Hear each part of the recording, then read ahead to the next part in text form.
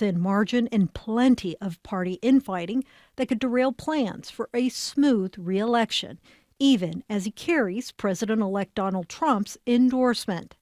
To win, Johnson needs nearly all of his fellow Republicans to vote for him. Even a few defections could cost him the gavel. With Democrats all expected to vote no, it could be a replay of his predecessor, Kevin McCarthy, who saw 15 chaotic rounds of ballots before winning the speakership. Claudia Rizales, NPR News. The FBI now says the man who rammed his truck into a crowd of New Year's Eve revelers in New Orleans acted alone. Officials say he'd pledged his allegiance to ISIS. 14 people were killed in the attack. NPR's Debbie Elliott reports New Orleans remains under heightened security. The site of the attack, Bourbon Street, is back open with new barricades and a heavy police presence in the French Quarter, including the Louisiana National Guard. Praline vendor Kinsey Falk, pushing his cart along Canal Street, says he's just trying to keep going despite the tragedy. Everybody's up in arms and on their toes and trying to figure out what's next? The FBI is calling the mass murder in New Orleans an act of terrorism and a premeditated and evil act. Debbie Elliott, NPR News, New Orleans. President Biden is officially blocking the sale of U.S. steel to Japanese corporation Nippon Steel.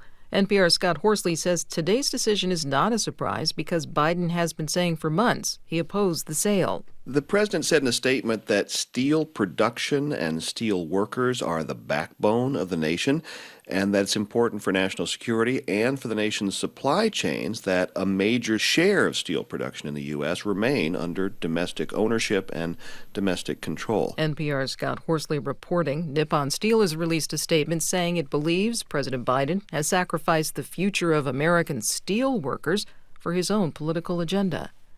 A vast winter storm is brewing for much of the U.S. The National Weather Service has posted storm advisories, warnings, and watches from Washington state across the central U.S. to Pennsylvania. People in several areas will get a lot of snow in the next few days and the coldest weather they've felt in years. You're listening to NPR. Good morning. With the latest from the GBH newsroom, I'm Henry Santoro. A new report finds Massachusetts had the third largest increase in homelessness in the country in 2024. GBH's Tori Bedford has more on the data released by the Federal Department of Housing and Urban Development. The number of people experiencing homelessness in Massachusetts rose 53% in 2024, a jump from just over 19,000 people in 2023 to 29,300.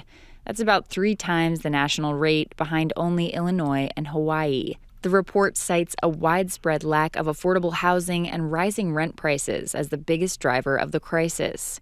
Family homelessness rose by 39.4% nationally. In Massachusetts, the only state with a right-to-shelter law that guarantees families a place to stay, the majority of people experiencing homelessness were in families with children. Tori Bedford, GBH News, 89.7. The New England Wildlife Center is releasing 37 ducks and geese back into the muddy river in Boston today. Dozens of birds were rescued after an oil spill in the river was reported on December 8th. The center has been rehabilitating those birds at facilities in Barnstable and Weymouth. Few birds did not survive. 2 are still being cared for. The birds will be released back into the same area of the river, which has since been cleaned up. Environmental officials have determined that the spill was heating oil, but the source of that oil remains under investigation. We're at 35 degrees outside our studios here in Brighton. I'm Henry Santoro. This is GBH News. Support for NPR comes from NPR stations. Other contributors include Corporation for Public Broadcasting, a private corporation funded by the American people, and the John S. and James L. Knight Foundation, helping NPR advance journalistic excellence in the digital age.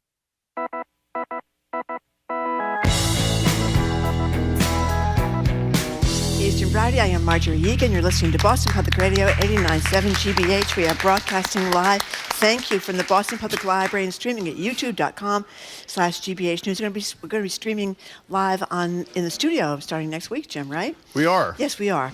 Okay, on Tuesday at 11 o'clock, the governor's going to join us here at the Boston Public Library, and the Attorney General is going to join us at 1 o'clock at the BPL. I don't think that's the same day. No, that's not true. That's the following week. It's the following week. Can we start the show over again, or is this live?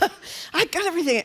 No, you did. I got everything except for let that. me tell you, Marjorie and I, because people like inside stories, Marjorie and I talked, I no more than 15 times this morning, about the fact that she would do the opening, and then I would talk about the fact that we'll start streaming 5 days a week come Monday. What is the first thing she says? We'll be streaming 5 days a week starting Monday. Jim, stole your thunder. Okay, and by the way, let me just repeat one thing Marjorie said. Yep. The governor's coming, we don't know when, someday, and the Attorney General some other day. She's coming on Tuesday. They'll come whenever they come. The governor's coming on Tuesday. And the Attorney General's the following week, That's the right. 14th. Well, I read the script. Okay, it fine. was incorrect. Well, it's nice to see you anyway, I'm going to blame Marjorie. these guys over here. You know what the bottom line is? Yep. We've learned on our second day back, this is not like riding a bicycle. Let's put it that way. Okay. In any case, if you were waiting for the universe to get you one more reason to give Dry January a go, this morning the outgoing Surgeon General, Dr. Vivek Murthy, issued a new advisory warning about cancer risks associated with drinking alcohol, even moderate levels of drinking, and called for updates to health warnings on labels on alcohol. If you're unfamiliar with the concept of Dry January, it's pretty simple. After however many weeks of holiday festivities, some opt to give up alcohol and other vices for the month as a way to start the new year on a healthier note for their bodies. Our number is 877-301-8970 to call or text. This January, are you experimenting with going dry? 3 days in, how's it going? Or at least half dry. Did you ever hear the expression before this morning? Damp January? The notion is if you can't cut back to zero, cut back a little bit. It's not only going to help your body, but according to the Surgeon General, help your health. If you're someone who's successfully given up alcohol, tell us about the kind of impact it's had on your life, and is the risk of getting cancer have you reconsidering your relationship with casual after-work drinks, the glass of red wine with dinner, or the beer on the sofa while you're doing whatever? The number is 877-301-8970. I failed to ask you, are you doing Dry January? Well, I'm not doing a Dry January because despite how you portray me in the show as somebody that's like guzzling back all these martinis all the time, it's not something I'm a social kind of drinker, but I know a lot of people who are doing this? Yeah, especially younger people in their 20s and 30s, people that are maybe are transitioning from their party hardy days of college and their young 20s, trying to be more mature and grown up in their 30s. So yeah, I'm really interested, and I think there's a lot more awareness now about what problem drinking is and whether you are a problem drinker and whether the excesses of the holidays mean that there's an excess in general that you should get hold of. So I'm really interested in talking to people about it. But the Vivek Murthy thing is not about excess drinking only. No, it's about drinking anything. It's about drinking at all. And you've mentioned about 10,000 times on the show, and we usually have this discussion with Corby Kummer, our food guy, is one day chocolate's good for you, one day it's bad. Right. One day eggs are good for you and butter, one day they're bad. I have operated on the assumption for years, until maybe 6 months ago, that moderate drinking is not only not bad for you, it's actually good for your body. And his contention is the research shows there's no amount of drinking that is good for you. Obviously, moderate is better than excessive. But so there are two real reasons to do Dry January, I guess. One, because of the warnings that we hear from the Surgeon General, whatever it was this morning, yesterday, whenever it was. And two, to give your body a rest, because there was a lot of drinking, even on average drinkers, over the holidays. So we want to know if you're doing this thing, if you've done it in the past, how did it go, that sort of thing. I want to tell you, Andy Borowitz, our favorite satirist, wrote a piece today. Pete Hegseth, he's the nominee for Defense Secretary, has declared an end to his Dry January. Hegseth told reporters he commenced his alcohol-free month on January 1st and brought it to a conclusion at 12:01 a.m.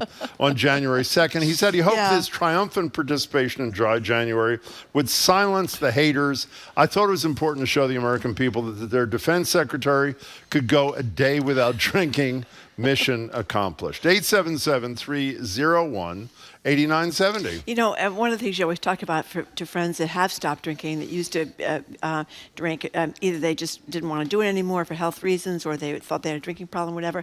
I mean, one of the big things is that it's such a social thing. Let's go out and have a beer. Let's go out and have, people go out and have a cup of coffees, but they go out and have a beer, or they go out and have a glass of wine. It's one of those ways that you meet friends and chat over drinking. So that's there's another intoxicant, that is pretty popular. It doesn't marijuana exactly. Right. That he is not warning. Murthy is not saying is going to lead to cancer. And by the way, the bulk of this discussion, obviously, this is not intended to be a discussion about alcoholism, which is obviously a really serious thing.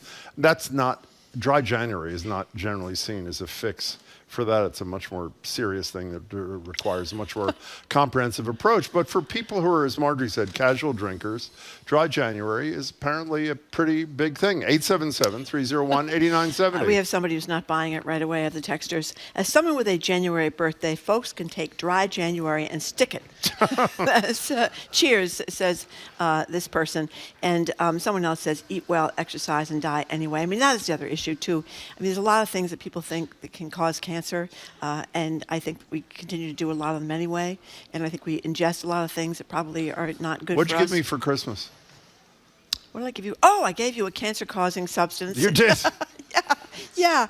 I forget if I gave you salami She doesn't know of the if month. she gave me salami of the month or bacon of the month. or bacon of the They're month. all carcinogenic, though. Carcinogenic, that's right. And I think a lot of people think moderation is the key there, but I'm interested in what people have to think. Let's start with Valerie in Rhode Island. Hi, Valerie. Hello, Valerie. Hi, how are you today? We're Great. good. Thanks for calling. Yeah, you know what? What? Trump is going to be inaugurated this month. Yep. Give up drinking? Are you freaking kidding me? It's a very fine point. Yeah. I'm going to be drinking more, if anything. You were practicing wet January, I believe is the expression, Valerie. Drowned about January. Drowned January. Hey, that was a great start, Valerie. Thank you for your call and good luck on January 20th. Our number is 877-301-8970. You know what's That's incredible, right. by the way, What? speaking of this, you know what is also Inauguration Day this year? Talk about horrible ironies. I know. Martin Luther King Day. And you know that Trump is going to praise King in his inaugural speech, and that's going to cause some level of consternation throughout the land. Now Dano in Dudley is with Dano in Dudley. Dano? Is with Valerie. He says, if the universe wanted me to have a dry January, Inauguration Day would be in February. That's absolutely true. Paul in Braintree says he's confused. He heard a report on CNN that a glass of wine per day was healthy and extended life and has some effects. Many people have written about cardiovascular disease, but they're not talking as much about cardiovascular disease here as they're talking about cancer. Breast cancer is a real serious concern. Breast cancer, colon cancer, and at least 5 other malignancies have now been linked by scientific studies to alcohol consumption. Are you going to quit drinking over this? As you know, the amount of alcohol I drink in a month is generally 3 thimbles worth. So I don't think dry is necessary. Dee in Ashland texts, I'm doing Dry January not for my physical health, but for the fact that I tend to tell people what I really think of them, which never ends well, which is a fine point, too. Let's go to Tim in New Hampshire. Tim, you're next on Boston Public Radio. Welcome to the show. Hi. Hi, guys. Happy New Year. You too. So you invited my call. I just celebrated in November 35 years. Whoa. A dry January, February, March, April, May. Good for you. That's great. Congratulations. Yeah. Now, the background is that I'm 72 years old.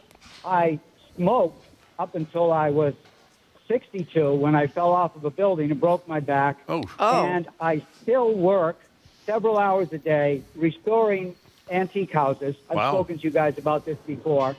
And recently we had a reunion of the boys and girls that I went to high school with. And this is the kicker. They all said that I had the best memory of anybody they've ever known ever since school. So there you go. That's what 35 years of no alcohol will do for you. And I think everybody should try at least a month or two. Congratulations, Tim. It's really great. Thanks for your call. You know what a lot of these stories say, too, that you'll have much better sleep if you don't drink. You know what else they say you'll have much better? Sex. Sex, that's right. Better sleep. No, and really, they do. Better sleep and better sex. But the sleeping thing surprised me. Not the sex thing so much, but the sleeping thing surprised me. Because I think a lot of people think that maybe having a glass of wine toward the end of the day or some kind of alcohol toward the end of the day helps them get sleepy and maybe go to sleep. But this is saying just the opposite. Sarah from Harvard, thank you for calling. Hey, Sarah. Hi, thanks for having me. I loved the previous caller's comments. I have not had alcohol for probably, I don't even know, over 15 years. my husband has never had any drop of alcohol in his whole life, and we currently have 2 teenagers, and we're raising them with full awareness of the dangers of alcohol, primarily because we have alcoholism on both sides of our family, like probably many people in this world.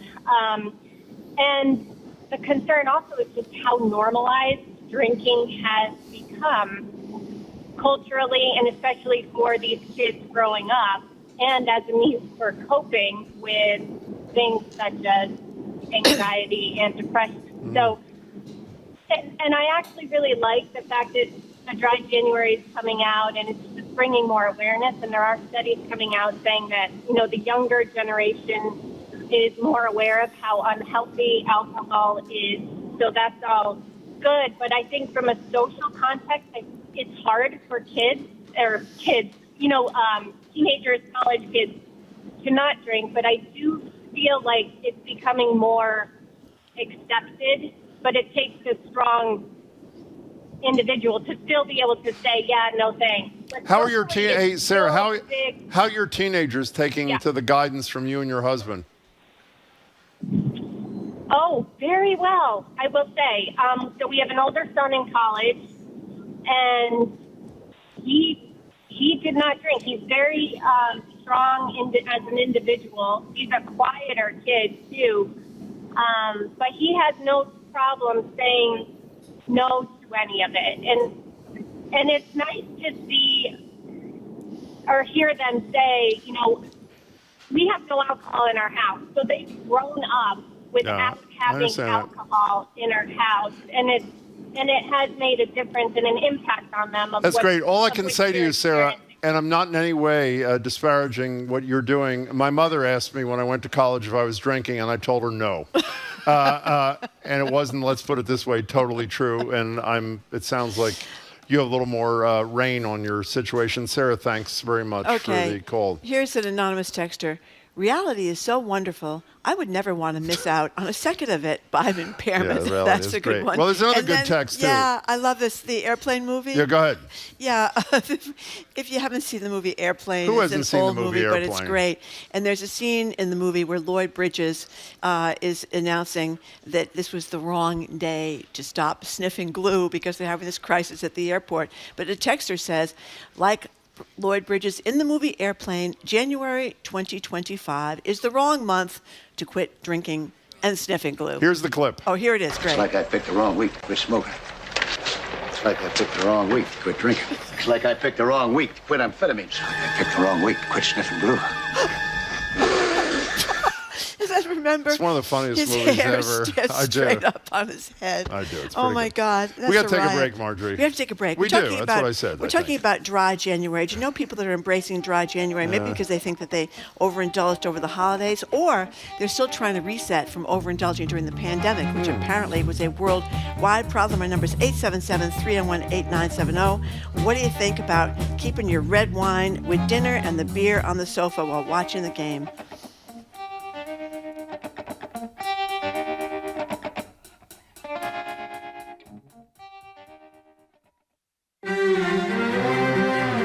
In Japan, there's a growing trend, people choosing to live life within the confines of the home or sometimes of a single bedroom.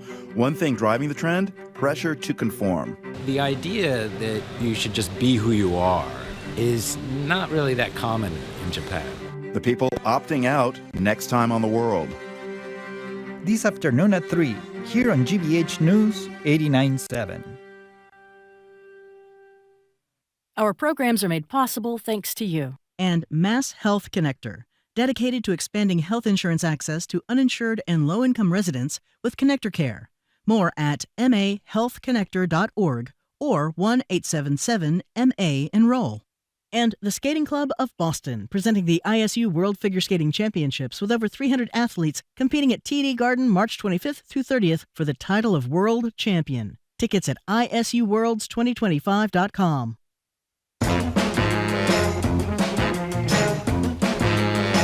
Welcome back to Boston Public Radio. Jim Browdy and Marge Regan live from the library.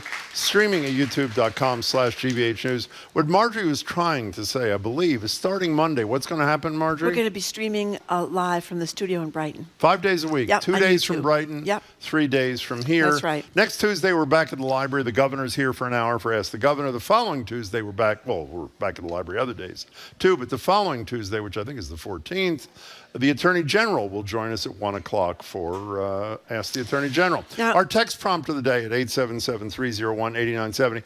Apple has agreed, this is outrageous, I didn't know about this till this morning, to a $95 million settlement. They didn't admit guilt after being accused of eavesdropping through Siri on millions of iPhone conversations.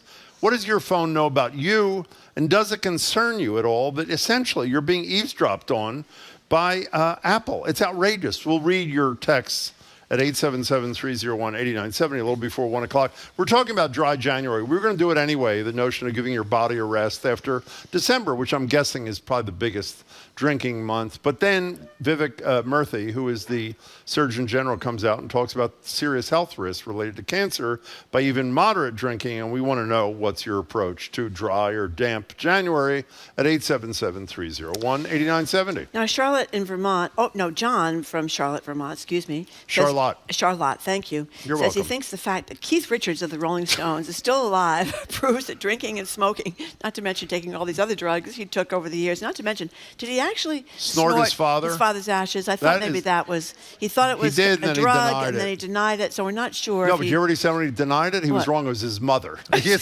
His mother. Did he mistake the ashes for some sort of cocaine? Was that the idea? Ashes are usually gray, though, aren't they, Jim? Do you remember the Rolling Stones concert? Yes. We went to, thanks to a good friend of ours at whatever that's called, Gillette Stadium. What kind of shape do you think Keith Richards was in during that concert? Well, Keith Richards was not moving around a lot, but I'll say this. He's 80. Mick Jagger, who had a few drugs of his own ingested over the years, he danced for 2 hours, so he must be doing something right. I would suspect he's not doing any kind of drugs anymore. So we want to know if you're doing the dry January thing, if you've done it in the past, if what Vivek Murthy had to say, the outgoing Surgeon General, has any impact on you. Liz in New Bedford. Hello, Liz. Welcome to the show. Hi. Hi. Hi. Yeah, I have a lot of friends doing dry January, and I'm doing more of a damp one. Good. But, I think of all this research about the blue zone, Dan Buettner research and many others. I don't know what the blue zone is. Yeah, what Tell is me it? what it is. Oh, the blue zones are these. I think there's several areas in the world where there's a much higher number of people who live over 100. And so, like Sardinia, Italy, there's one in Japan. I can't remember where they all are. But the research on these areas, why people live so long, there's a lot of different factors in it. But all of the blue zones, all of the people, it's common in their culture to drink a little bit of alcohol every day. And, it's interesting. And people kind of debate the research on the blue zones. Is it totally accurate? Although there's been a lot written about it. But, the argument that there's antioxidants in red wine, it helps you de-stress a little bit. It's a very communal thing. And the positivity that adds to your life is really worthwhile. And I also think about the fact for thousands of years, pretty much all recorded history, alcohol has been, a part of civilization. Right. And that has not changed. What has really changed in our modern society is the food we eat, or if you want to call it food, like all the processed, all the bad ingredients, and the lack of physical exercise. So I just can't believe that a very responsible, moderate amount of alcohol each day is not the real issue with cancer. Can I just say, I'm not questioning your alcohol conclusion about these blue zones, which I'd never heard of. Yeah. But we just looked them up while you're talking on Google, and they say the major characteristics, again, this is AI, so who knows, lifestyle, a combination of physical activity, low stress, rich social interactions, whole foods diet, and the diet is mostly plant-based with intentionally limited added sugar. So, who knows what the driving thing is. Do you see the examples? Okinawa, Japan, Sardinia, Italy, Nicoya Peninsula, Costa Rica, Icaria, Greece, if I'm pronouncing that right, and Loma Linda, California. What's going on in Loma Linda, California? I don't know either. Liz, thanks for the call. By the way, what you're saying, forget the blue zones, is what I think most of us here have operated on for years, but obviously the Surgeon General, who's a pretty serious character, thinks the research says otherwise. So in any case, Liz, thank you kindly for your call, and thanks for teaching us about something we didn't know anything about. Yes, some people are actually doing this. They did it last year, and they're doing it this year, too. How many people here, I just thought of that, how many people here are doing dry January? Wow. Yeah. Three. 3. Is that 4? Wow, and there are a lot of people here today. Well, that is don't worry about it, because a lot of the texters say that they're doing it. Some person thought they were upset that they missed the initiation of dry January, but now they're okay because they figured they can do, instead of dry January, they can do damp January. So even though they've had a couple of cocktails in the first couple of days, but then we said that this texter says we ruined it all by mentioning the inauguration, which of course is January 20th. You know, can I get back to this caller a minute ago who talked about these blue zones? Again, I'm not quarreling with the science Texters say it's been debunked. They don't believe it for a second.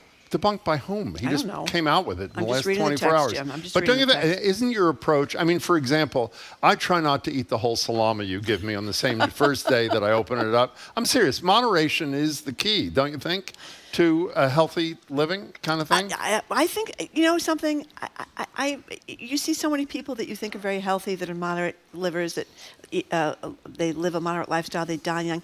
I don't know what it is. I saw people, I remember I had these maiden aunts, that they were really heavy their whole life, and their whole life they were enormously overweight, which everybody says is a terrible thing to be. They lived to their mid-90s. So who the hell knows? I don't know why people live a short time or a long time. I think we're giving really good medical advice here, I think, to people. But a lot of people are very hostile toward the blue zones among the texters. That's all I can say. Oh, Jamie says that, Jamie, who's another science expert. Linda. Wait a second, says the blue zone research was debunked in 2024. That's what the texters say. Oh, I thought you were talking about dry January. No. Research found the regions that, type faster, Jamie, that were found to base, I don't know, whatever he says. It was debunked. 877-301-8897. Well, one theory is that a lot of these places had really good pensions, and so people were lying about how old they were, how long they were living. People were living and they were already dead to collect those big pensions. And then Loma Linda, California, apparently has a huge Mennonite population. It does? And maybe they're not drinkers. People in Utah, Mormons. No, she says they are drinkers.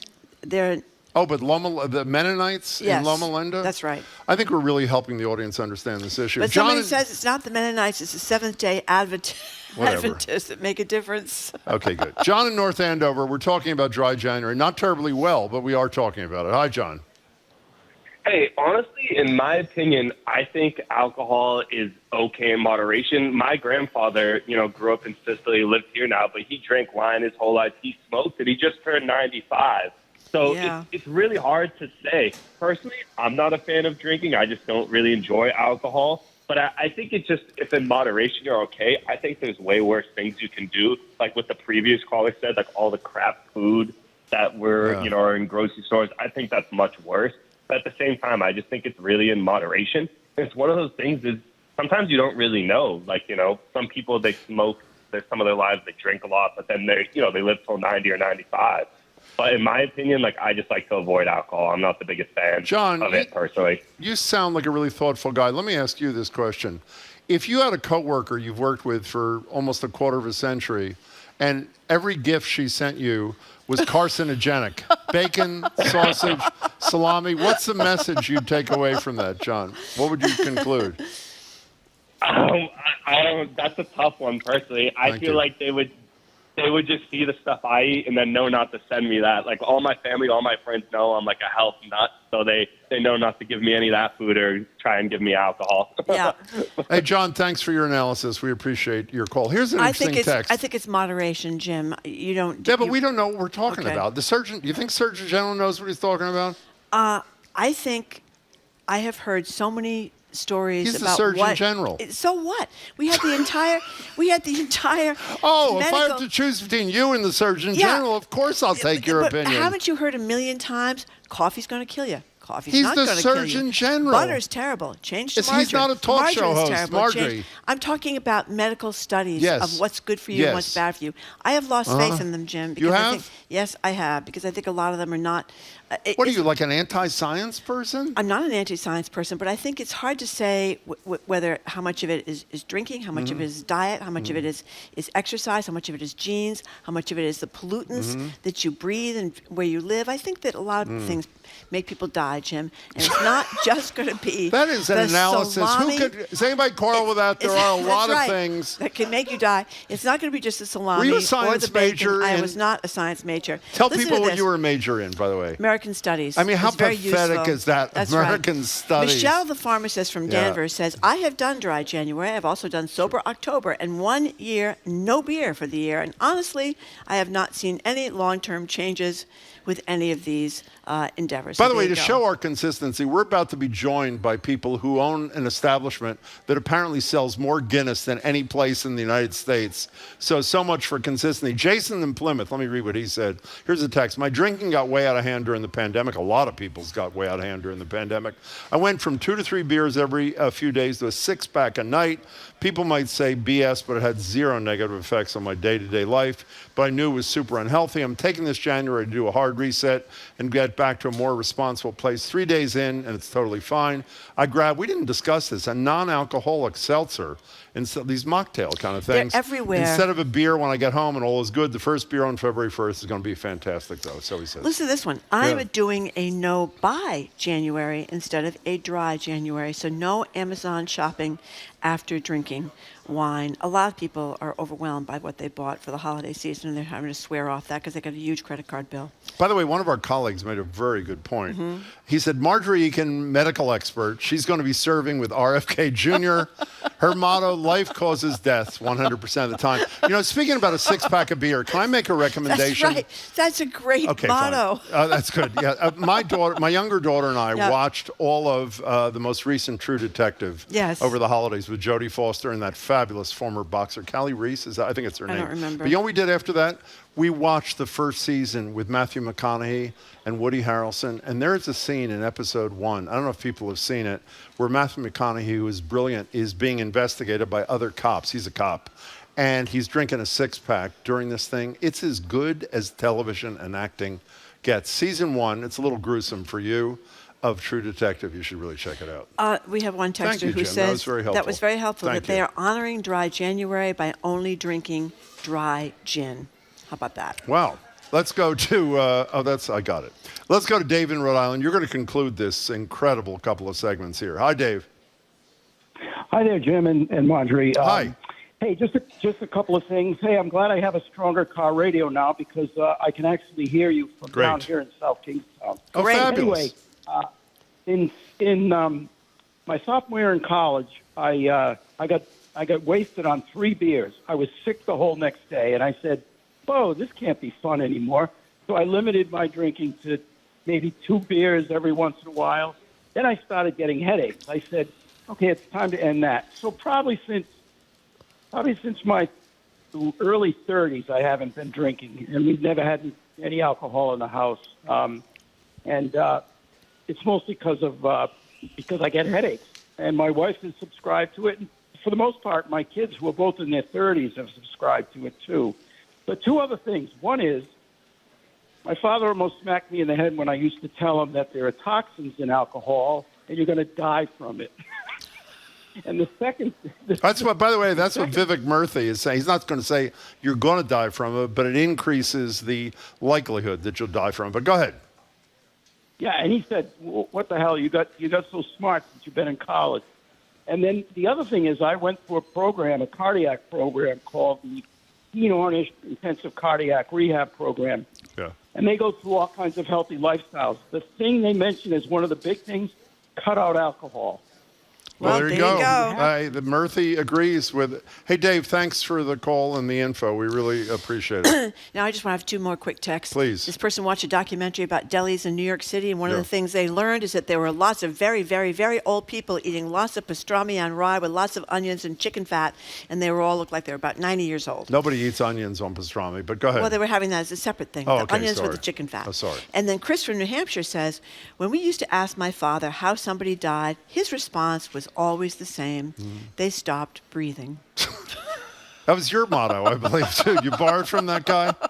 By the way, Marjorie is going to be doing a separate science segment every day at 2 o'clock because I didn't know she knew as much about these issues as you apparently do. I think you never know who's going to keel over, Jim, or when, so you better always be prepared. So eat that salami. That's right. You better Shove be prepared it to in. go. Get everything in order because you never moving know. on. Okay, coming up, it is Live Music Friday. We're going to hear from the great Irish McCarthy Family Band ahead of the reopening of the Toad in Cambridge. We're going to tell you all about that. And here's some great music. You're listening to Boston Public Radio, 89.7 GBH, live from the Boston Public Library, and streaming at youtube.com/GBH News.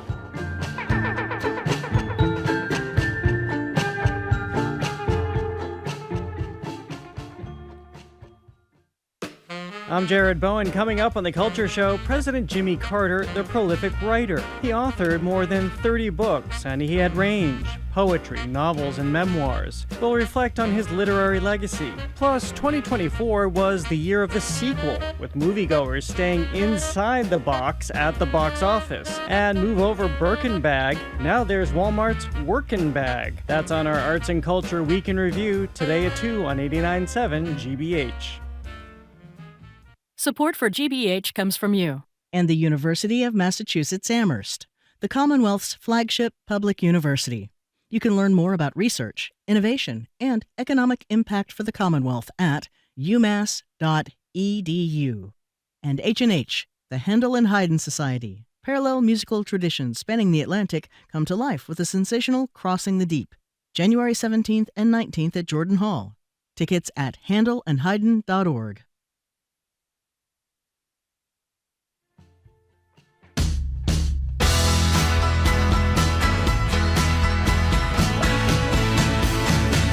Welcome back to Boston Public Radio. Jim Browdy and Marjorie Egan, live from the library, streaming at youtube.com/GBH News. Starting Monday, we'll also be streaming from our studio in Brighton. Next Tuesday, the governor joins us for an hour for Ask the Governor. That's at 11. The following Tuesday, the Attorney General joins us for an hour of Ask the AG. That's at 1 o'clock. Quick text prompt reminder at 877-301-8970. Apple has agreed to pay $95 million in a settlement after eavesdropping through Siri on millions of your iPhones. We want to know if this settlement has you thinking about changing your phone use habits. How concerned are you? 877-301-8970. So when they closed down in August of last year, 22 years ago, 23, the hole-in-the-wall music venue, Toad, left an outsized gap in Boston local music scene, making the closure 3 years before of its sister restaurant, Christopher's, all the more noticeable. Now, not quite yet, but really soon, Toad is returning to Cambridge's Porter Square thanks to our next guest. You know, Tommy McCarthy and his wife Louise is the duo behind other great Boston area pubs like the legendary Barron in Davis Square, the Bebop by Berkeley, and now Toad. Nephew Patter McCarthy Giles will be the establishment's manager. We'll talk with him too. And where Christopher's stood, Tommy and his team are opening McCarthy's, their spin on the classic Irish pub experience. We'll hear more about all that in a couple of seconds. But for now, here's Tommy, Louise, and the McCarthy family band performing, Canavan Bana. How close is that? Close? Humiliating, right? My apologies. And down the back lane for our first Live Music Friday of 2025. Welcome to you all.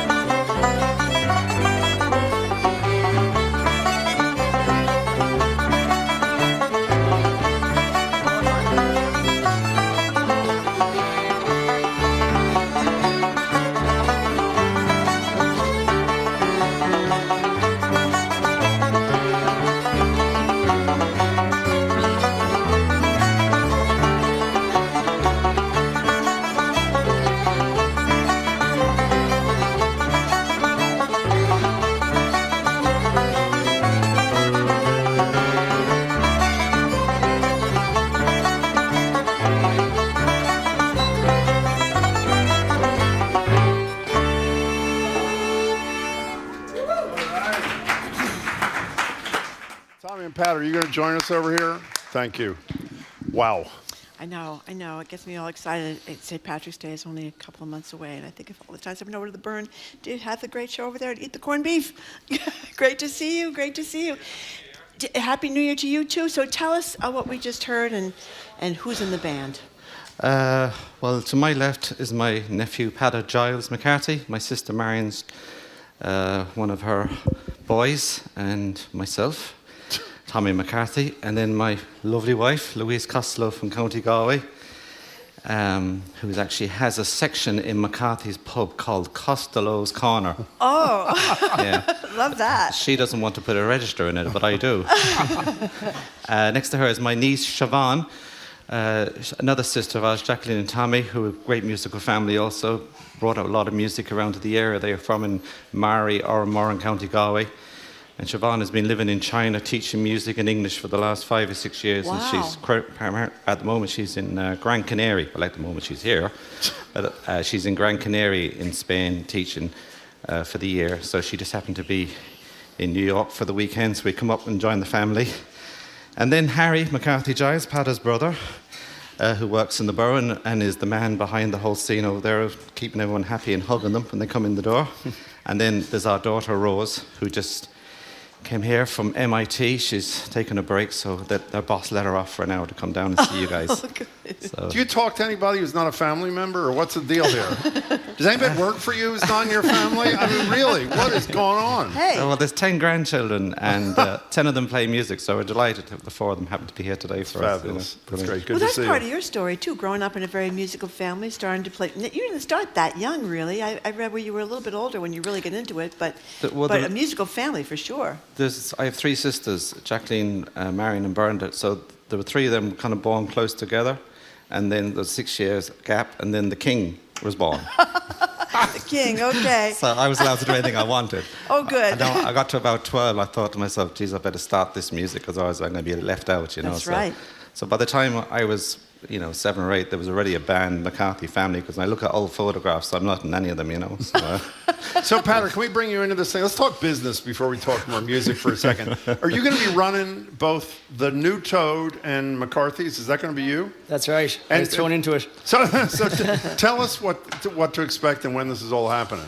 It's happening very soon. It's all coming together. It's been looking great for the last while, but if you look at it now, we're just around the corner. We're nearly on the verge of putting a drink order in, so we'll be drinking pints of Guinness, whether it's a real one or an A run. It'll be there very soon. But I'll be between the 2 of them, both in the Toad with all the music, be similar music from before, and then in McCarthy's itself will be just a lovely restaurant with lots of vegan food and great drinks, and then upstairs will be lots of functions, special events, and trivia. And what's it like working for him and Louise? Tell the truth. Terrible. That's what no, seriously, are they tough or no? Oh, they're great. Oh no, they're family, So raise your right hand when you're saying this. Are they good? He's not raising his right hand.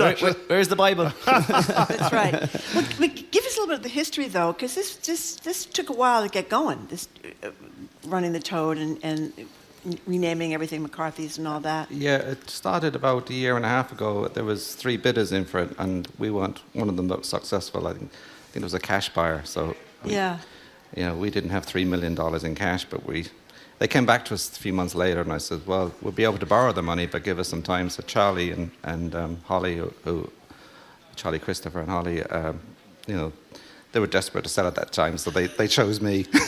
and tell people where it's located, too, that may not know, the Toad. It's in Porter Square. It's in Porter Square. Yeah, Cambridge, yeah. It's not that far from where you are at the Burn. No, we actually live, our house on Orchard Street is within 5 minutes either side. Yeah. So we have and Christopher's has been closed since pandemic, right? Yeah, I mean, closed for years kind of thing. Well, the 17th of March, 2020. So what's the music deal going to be there? Everything and anything. What does that mean? There'll be Irish music sessions. We're hoping to have the family and do a session once a week. And then the Toad will be similar to before, like lots of rock and jazz and blues and everything else. And then I will add as much more and throw an open mic in there and try and get as much as we can, you know. Yeah. You know, I don't know if it was because we got friendly because our late colleague Brian O'Donovan worked here and we used to have him on talking about music all the time and talking about live music is where it's at and stuff. And of course, he knew everything about Irish music. And when I did go to Ireland, told me every bar I should go to. He knew the best places to hear Irish music and stuff like that. But it just seems to me, beyond Brian, Irish music seems to be much more popular. It seems to have taken off. I hear a lot more of it now. Am I right? Well, where Brian and Lindsay met in the Village Coach House in Brookline, that was the only Irish traditional session when I arrived here in 1986. And myself and Louise, you know, we started playing. We played in the Kinvara also, and then we eventually got our own pub, the Brendan Bean, for a while. And that session is still going. And then we got the Burren going. But it's not just the Burren anymore. There's the Druid. There's like 10 sessions in Boston on a Saturday alone. Like, you know what I mean? There's kids that moved here, go to college. It's like going to Nashville, but you come to Boston for the trad.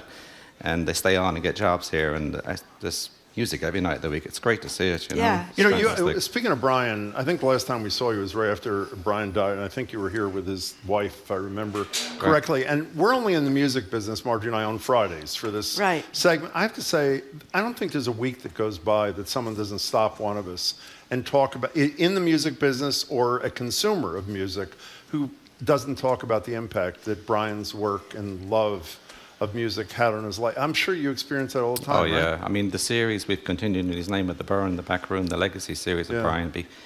Like you know, obviously when Lindsay was very down and sad when Brian passed away, but I kind of pushed her to say, come on, there's people at your age or, you know, later that want to come and hear this music who's lost somebody, and I thought you could be there to comfort them. And, you know, she's there every Wednesday night for the scene, and there's people surrounding her to talk to her. And she says sometimes she has bad days, and she walks into the back room in the Burren, and she has a glass of Chardonnay and her spirits lift, and Brian's with her there, you know. There you go. There you go. So tell us about Guinness. Apparently there's a shortage of Guinness in Great Britain, but you guys are the biggest sellers of Guinness around here. So are you causing Not around here, in the United States. Is that true or is that BS? I'll go along with it.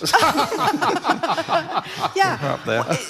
What's going on? Well, how can there be a shortage of Guinness? Well, I don't know. They make the Guinness in England. I think do we get the Guinness from Dublin here, do we? We get it from this side. I think we get I'm not sure exactly. No, we don't get it from Dublin.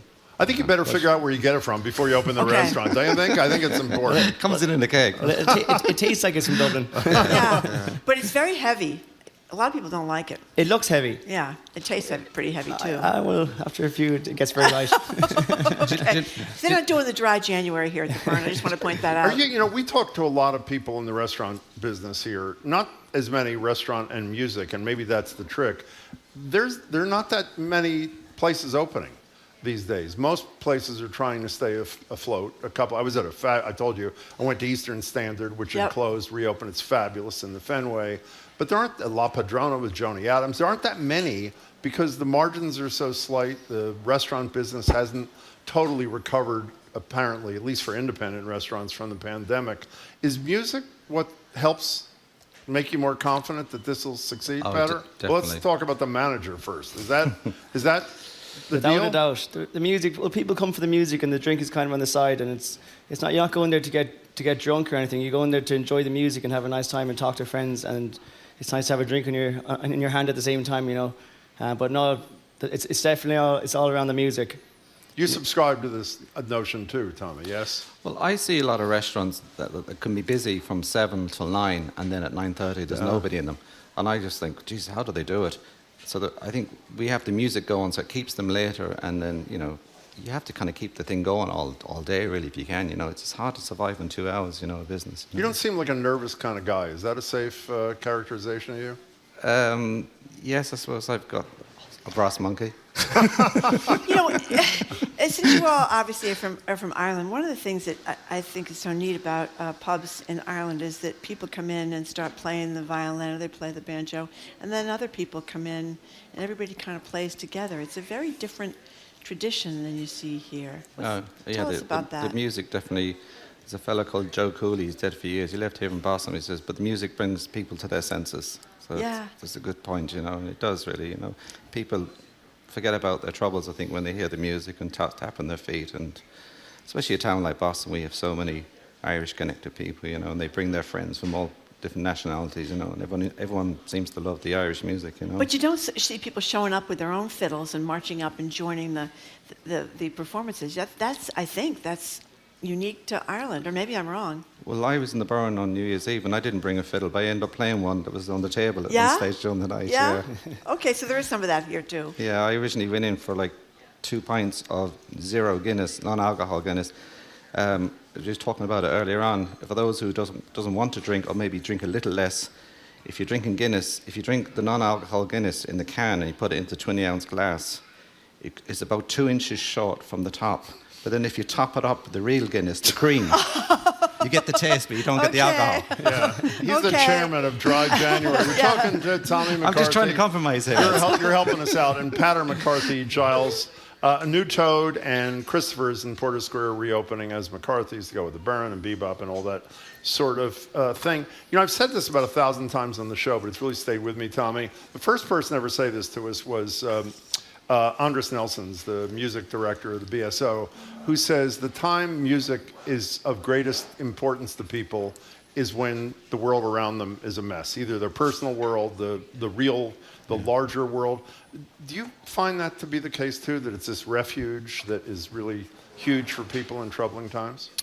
Well, Derek Bell, the wonderful harpist with the Chieftains, one time said, if we all played music, there'd be no fighting in the world. You know, so I think that's a good statement.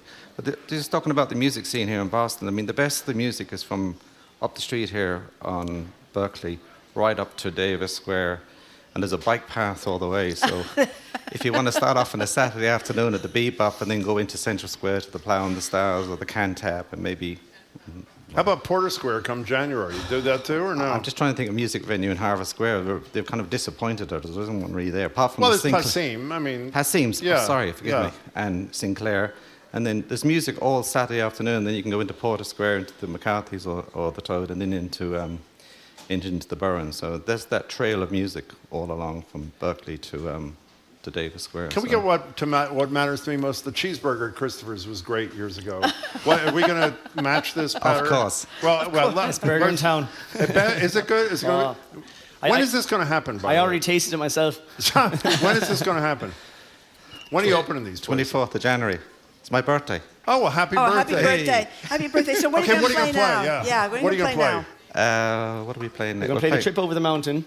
And the Shaskeen. The Shaskeen, yeah. Okay. Great. You want to gently put your headphones down, gentlemen? All right. Thank Lots of luck. We can't wait. January 24th, the New Toad and McCarthy's in Porter Square. They're going to rejoin their family band members. And what's that? You brought, whoa! Oh, he brought mashed potatoes. Where the hell are they? Oh, my goodness. From How'd your place? Know? Well, they're mashed not doing potatoes. us any good over there, if you know what I mean. Oh, my yes. favorite. Bring it. What are you talking about? Just bring He's it over. He's going to sit down and play, I don't Jen. care about him playing. Okay, just bring the food. Thank you. This is from the Tom Bebop, McCarthy is delivering. Oh, my God. Thank the you food very much. He's done it in the past. It's spectacular. Thank you, Tommy. He's about to join his family members. Hey, John, back in Brighton, we're going to go over a couple of seconds. So bear with us, if you would. McCarthy Family Band, as Tommy sits and joins his family members. And here they are.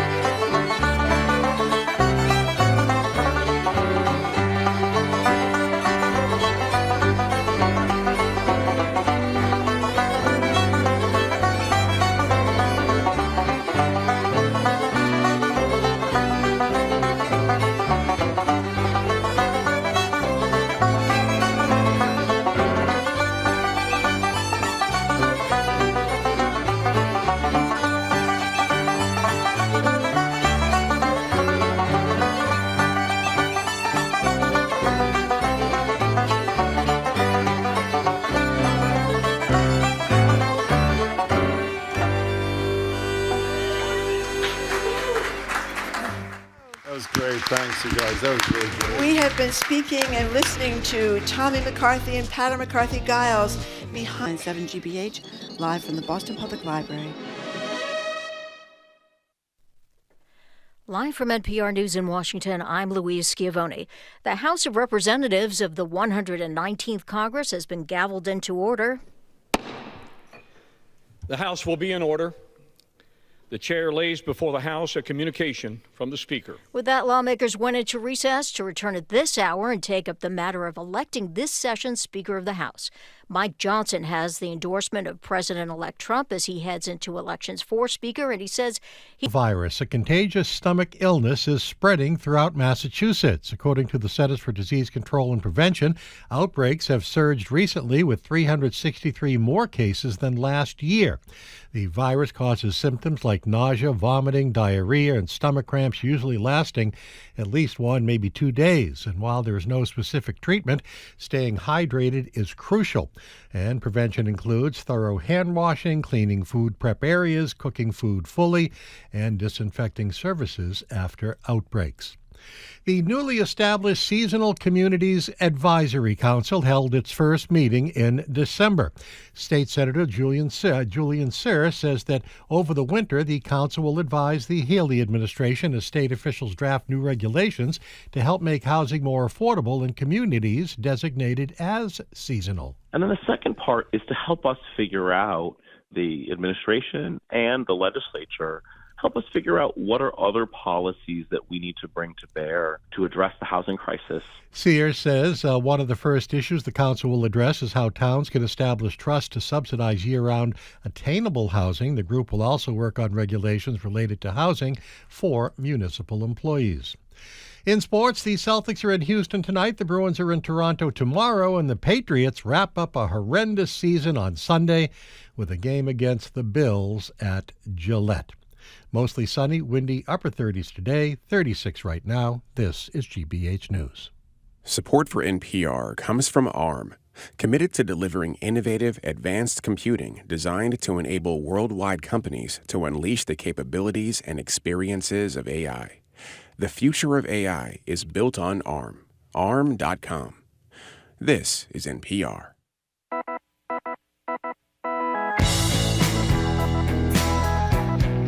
Eastern Browdy, I am Marjorie Egan. Welcome to hour number 2 of Boston Public Radio. We are broadcasting live from the Boston Public Library. Thank you. And streaming at youtube.com/GBH News.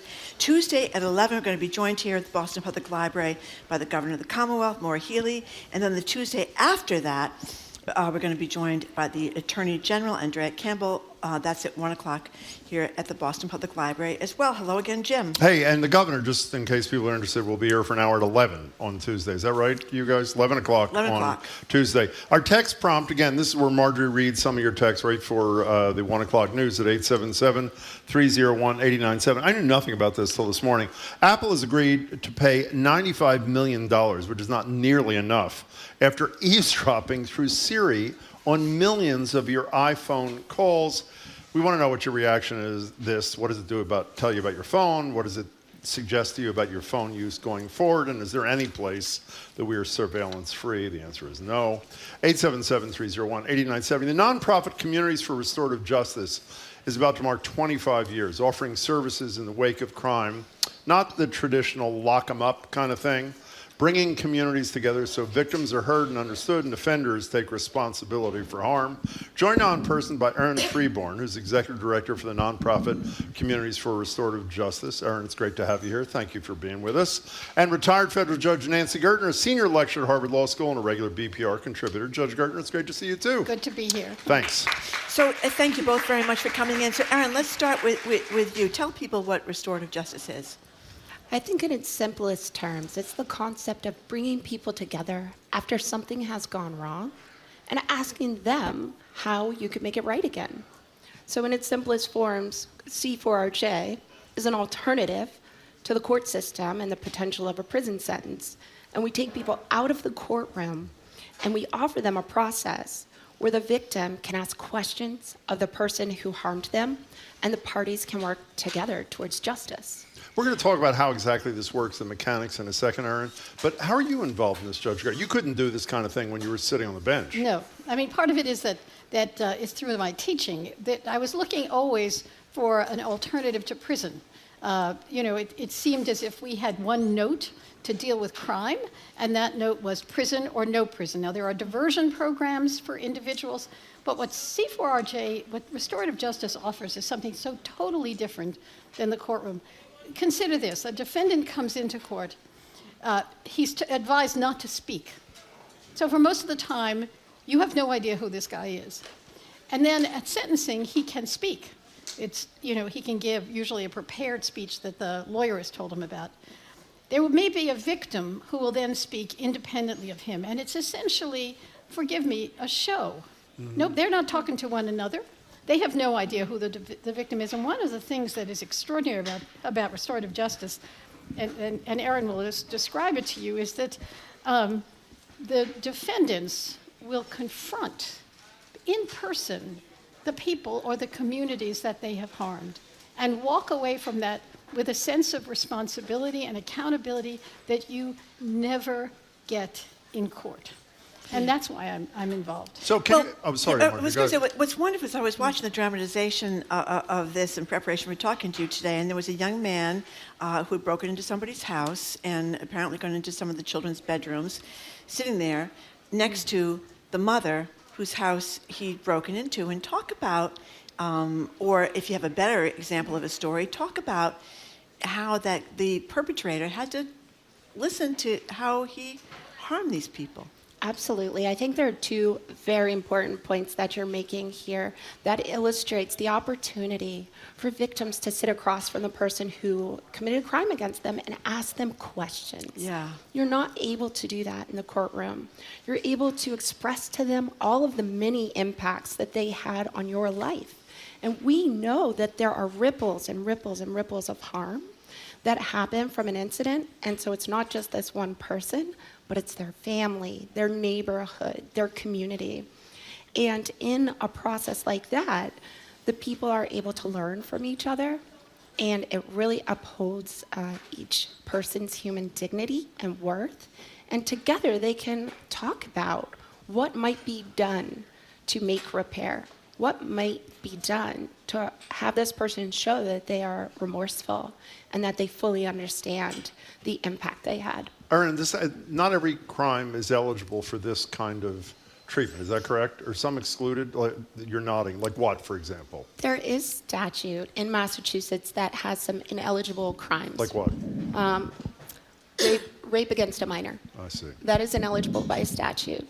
However, the statute is dictating what is eligible for restorative justice from diversion all the way through disposition.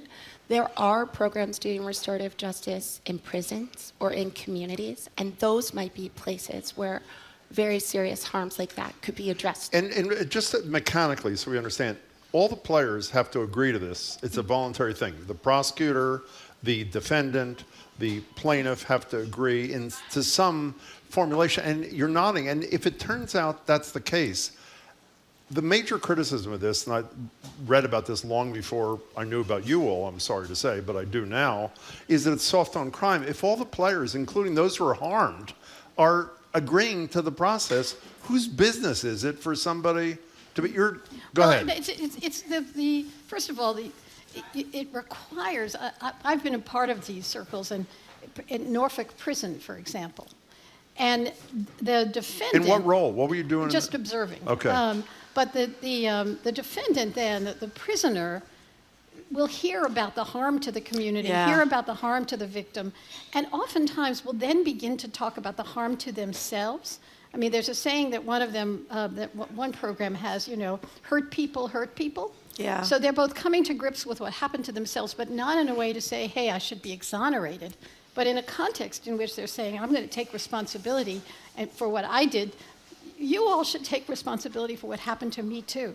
And it's a very different... Like what? Tell us, give us specifics of that situation without revealing identities. One person who came to my class and did a demonstration of this would talk about how, and many of the men I study in a project that I'm doing, had experienced trauma throughout their life. Oftentimes, perpetrators of crime, when you go back over their history, were victims or witnesses to violence as well.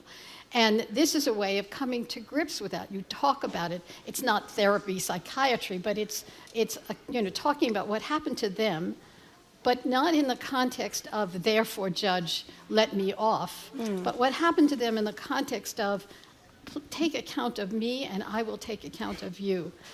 One thing that I think Aaron can address is that this is not so far scalable.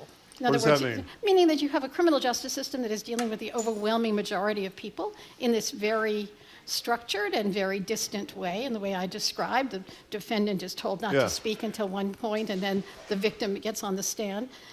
So this is for some portion that can be diverted into restorative justice, and it goes on in prisons as well. I'd love to see it be scalable. In other words, made bigger and apply to more. You know, Aaron, let me just understand this thing. Let's assume that, I'm trying to think of the worst case scenario to be fair to the critics of this. A defendant says, this is a great idea. I'm not going to have to go to jail if I say the right things, even if I don't mean them. So the process starts, and I think it's literally a circle, right? Is how you do this? Okay. It is. So everybody's facing each other, which I think is great. And it becomes clear to either your do you call a facilitator the person from your organization who's there? We have facilitators as well as circle keepers. Okay, whatever the circle keepers, facilitators, it becomes clear to the facilitator, and much more importantly, to the victim or victims, that this is a scam. Not on your part, but that the guy or woman only agreed to this in an attempt to evade responsibility. What happens at that moment if that thing can't be worked out and the people who agreed to it on the victim side say, this is not for me, this guy or woman is full of it? Our process partners with police departments, prosecutors, and courts across the state. And of course, we have encountered times where we've made to make a decision to return a case. That is the ultimate conclusion. To the court? Yes, we just refer to the referring party who sent it. The reality is that happens for very few cases that make it through the intake process into that first circle where they're engaging the other person. So the vast majority of places where the players, the stakeholders, the term I hate, but the stakeholders agreed to the process, the vast majority of them come to a conclusion that the players are happy with. Is that right? Very high percentage for people who make it to circle, make it all the way through the full process. But we have ways of dealing with people as they might backslide or make up further mistakes, because that's only human. So a related question to you, even your reactionary former colleagues who believe, lock them up is the way to go, in light of the fact that if it doesn't work, the most important people, the victims, can back out of the process, which ends it, what would their argument be as to why not to try this in an attempt to have an outcome that satisfies all the players? Asking me? Yeah, I'm asking you. Well, I mean, I think the lawyers have trouble with this process because the defendant is speaking the truth in an open setting. Right? I mean, You're one of the best defense lawyers on the planet. You were. I mean, you are. And were. Would you have agreed to this? In certain circumstances, sure. But not all. No, of course not. I mean, if you talk to a guy and he said, there are mounds of bodies all throughout. For example, Martirano, remember? I do. Multiple crimes. This wouldn't have been good for him. I can imagine other. So, I mean, it's important. He's a guy. Wait a minute. That's a great point. Johnny Bonauto, didn't he kill like 30 people and get 5 years in prison? Right. He was hooked up with the Whitey Bulger I'm mob. sorry, He didn't Judge really do much time. Go ahead. That's a great point, because this is not for everyone. It's not for every victim. It's not for every responsible party, but it should be offered to more people. And I do think that one of the greatest obstacles is awareness. Many people are not aware that they have this as an option. It is part of the legal code. It was adopted during the 2018 criminal justice reform. And it is an option that defendants need to know about, defense attorneys need to know about, and prosecutors more and more and more. Well, one of the things I think is so appealing, too, is that you agree in this circle what the punishment is going to be, right? If whether this kid that you show is washing off the graffiti. But I have heard anecdotally, Judge, that oftentimes someone will be sentenced to community service, or they're supposed to go work at a homeless shelter or something, and they don't do it.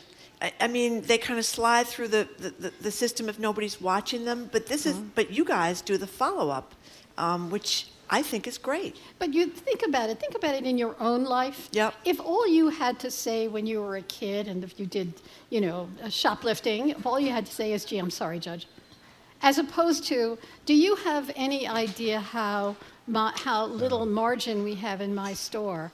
And when you come in every day and take the chocolate, the candy store guy talked about that. Right. I mean, it is coming to grips with the reality of the situation in a way that we actually. There's a formalism, there's a formality to court, and there's a way that you can just sort of go through the motions without ever coming to grips with what's going on. Can I give an example from the example you chose, that video of an actual session?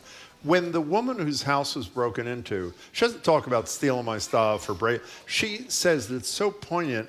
I'm paraphrasing. I can't believe you were in my child's room. And is there a parent alive who wouldn't think and she said it so beautifully, and the defendant had to sit and hear that and then see what the kind of reaction was. And I think earlier you mentioned the myth that this is soft on crime. There are a few myths out there that are important to debunk.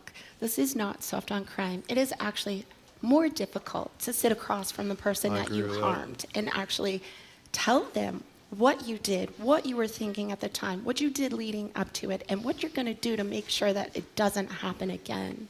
This is hard. And also, people have often thought that this is just for kids. It's just for kids, or it's just for first-time offenders. And that is not true.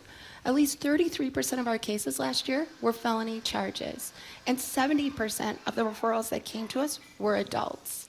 It is being respected in Massachusetts more and more and more as a response for district court and sometimes superior court or even federal court cases to think about other ways that we can help people meet the needs that they have that won't be met in the courtroom because it's a different structure. And it's also something that is pie in the sky, I guess, but I often think, and maybe you thought this, Judge, or anybody who's watched a trial has thought, I would really like to hear what this defendant was thinking, just to learn something about, this would never happen in one of the worst tragedies here, but I would love to know what Johar Tsarnaev was thinking. But so it's possible to go through the process, the criminal law process, without ever coming to grips with what you did, neither in the courtroom.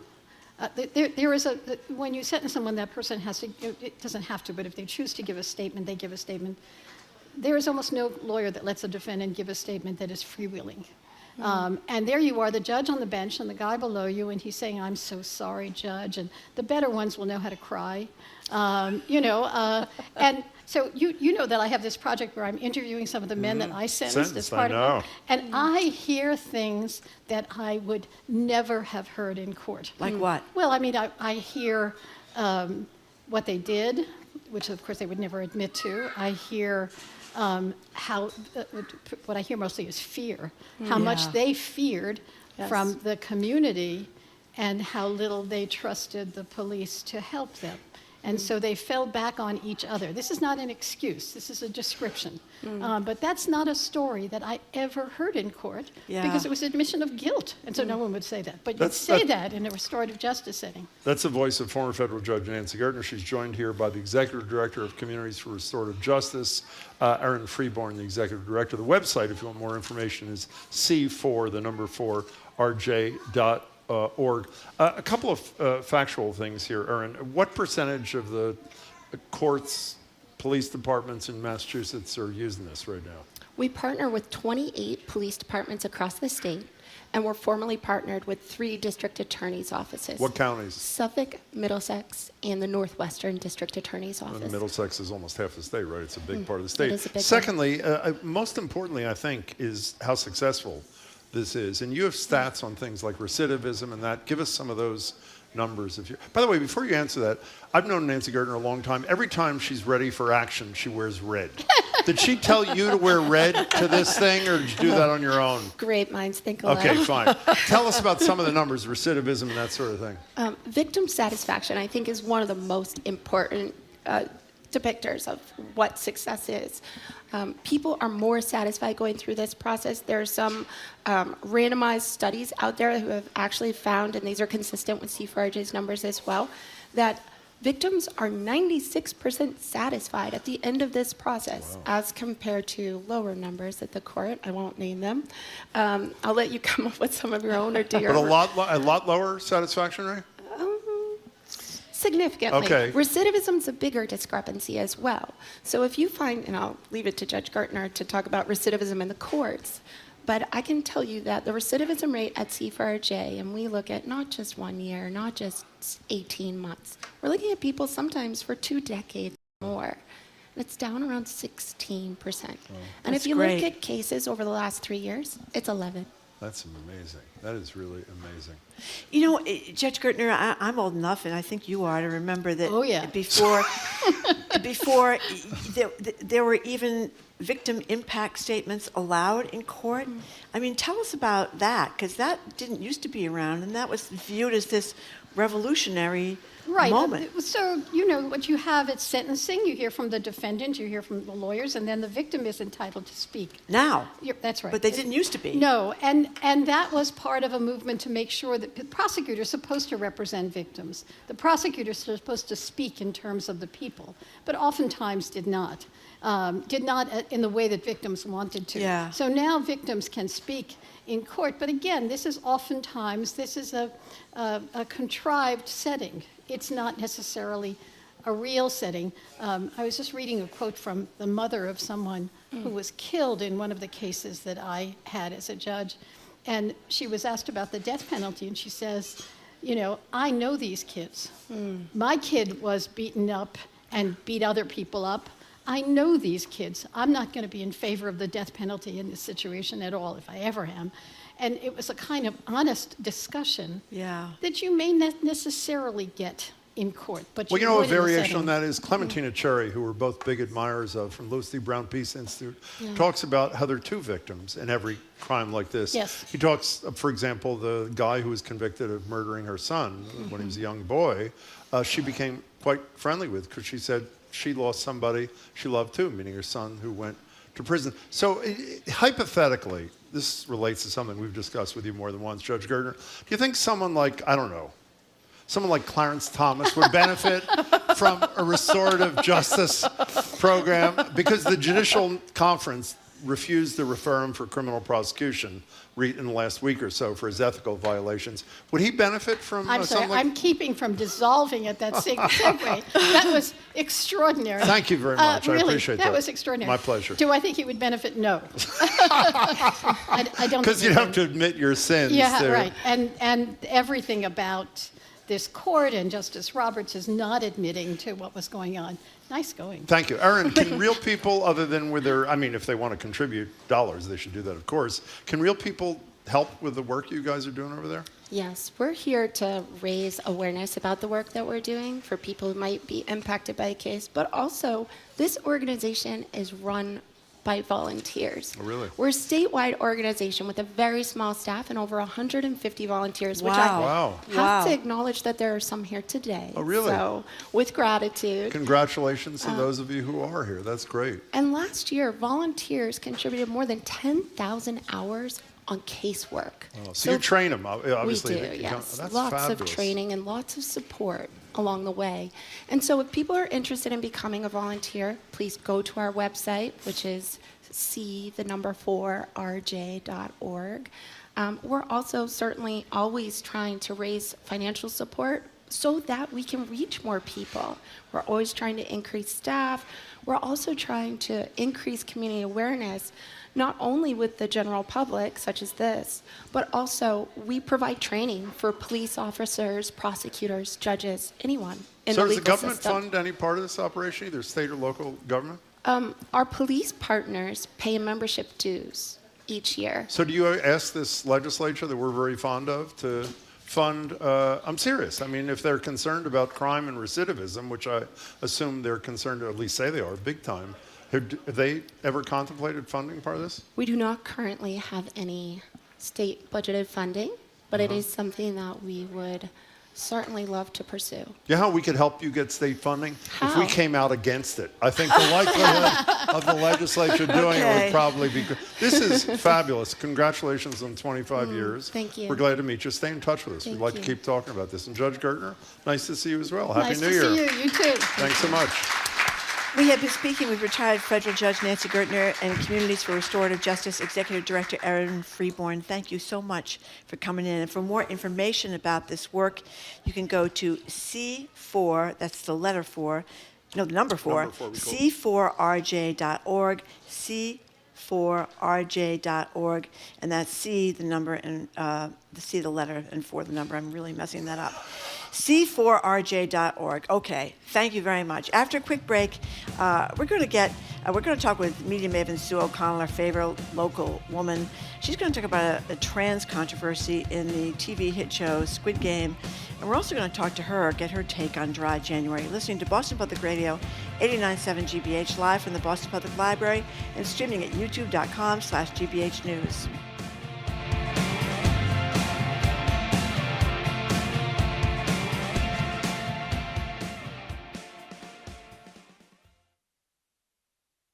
Every year, the MIT Technology Review publishes a list of breakthrough technologies that might shape our future. This year's highlights items like burping remedies for cows to fight global warming. When cows burp, and they do this a lot, they are burping up methane, which is a very potent greenhouse gas. I'm Mary Louise Kelly. We speak with one of the editors behind the list on all things considered from NPR News. Today at 4, here on GBH News 89.7. Our programs are made possible thanks to you. And the Isabella Stewart Gardner Museum.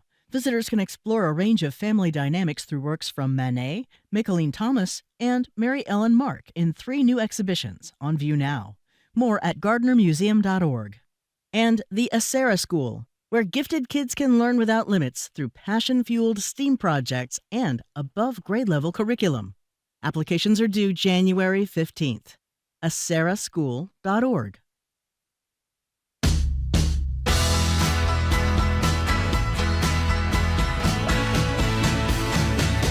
Welcome back to Boston Public Radio. Jim Browdy, Marjorie Egan, thank you all. We're live at the library, streaming at youtube.com/GBH News. As we said, starting Monday, we will start streaming, meaning video, from our studio in Brighton. A colleague of ours has cleaned it up, so it's presentable. Glenn, thank you. And 5 days a week, you'll be able to watch us streaming live from 11 to 2. Tuesday of next week at 11, speaking of 11, we'll be joined by the governor for an hour right here.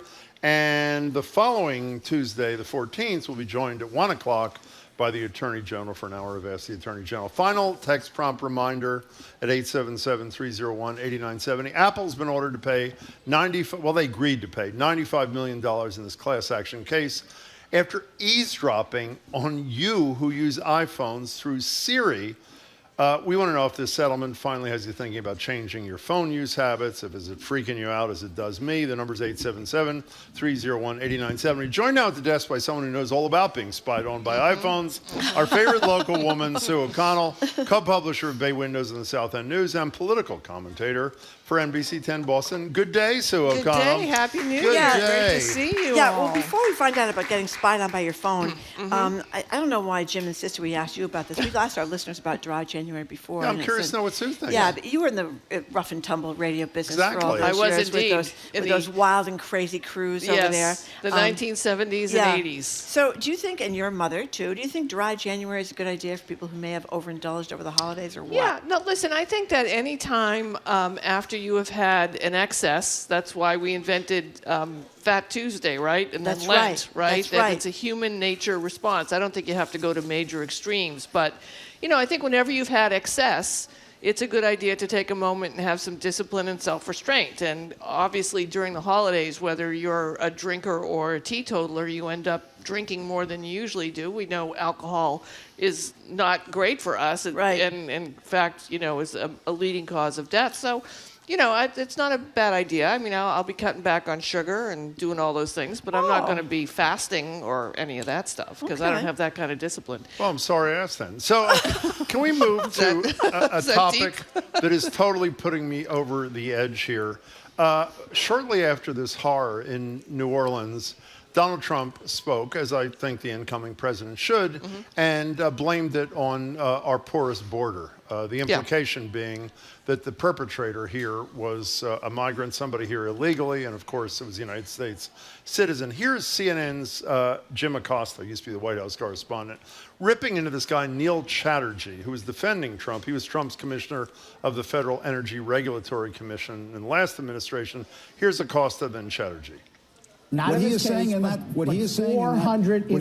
that Truth Social post is false.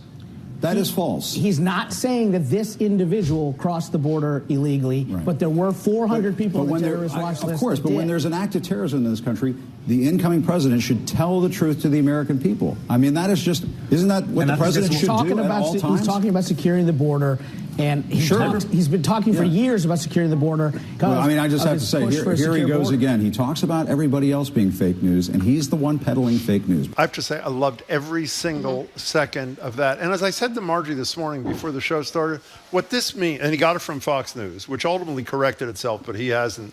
What this means is there's a significant chunk of the public who believes somebody who crossed into this country illegally is responsible for this carnage. Yeah, I mean, my reaction, this has been something that Trump has been doing. It's something that some people in the quote, I'm using finger quotes, news media have been doing. And it's also something that posters on social media do. Whenever something happens, if it's a school shooting, they immediately say it was a trans kid. Whether they have any information at all, even if it was a student or a kid at all that was involved in these shootings. And they grabbed the narrative in that horrendous burning of that woman on the train in New York. Yes. They started sending a picture of a woman who it was not before this poor woman was identified, trying to make her seem to be someone that they wanted her to be to fit her narrative. So the only way to combat this is to say that whatever you read on social media, seconds, moments, hours after a tremendous tragedy like this, or an event, or an attack, or violence,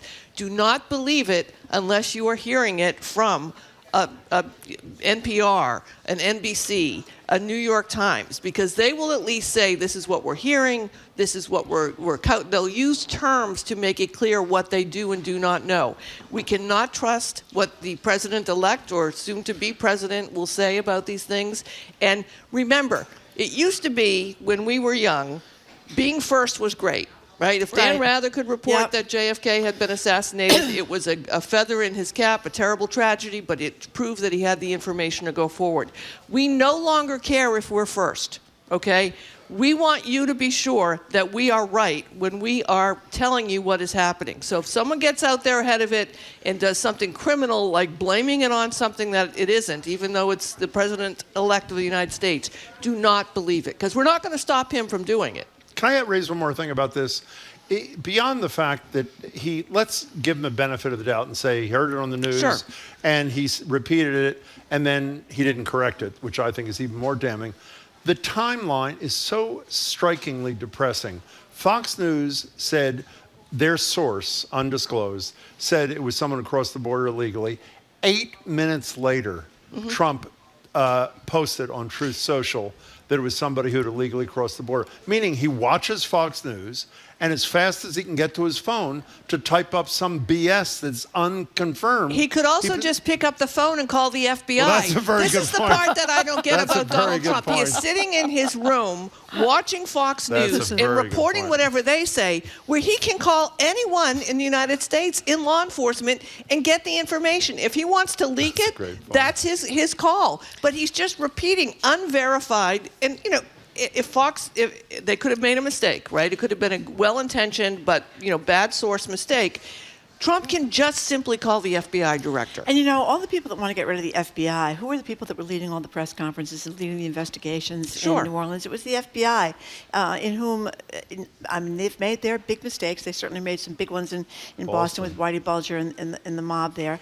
But, I think there's a lot of good work being done by the FBI. No one is perfect. No institution is perfect. Certainly the news media isn't perfect. Nothing is perfect. But directionally and statistically, the FBI is going to do a better job job most of the time. And the institutional media, news media, is going to give you the facts as we have them. We're not going to make them up.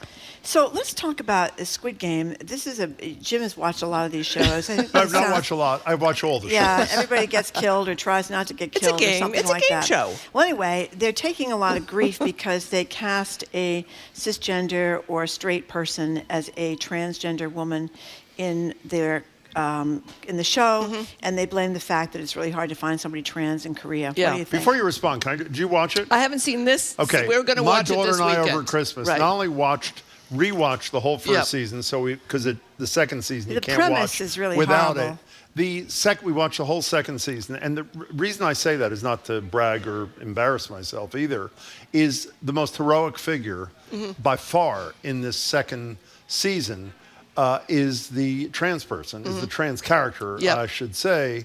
But there's a huge controversy. So where do you fall in this thing? So there's a number of issues here. I obviously believe that everybody should be represented in media and shows, and people who have been diminished in the past that did not have acting opportunities, like trans people, disabled people are another category, people who have issues hearing or seeing.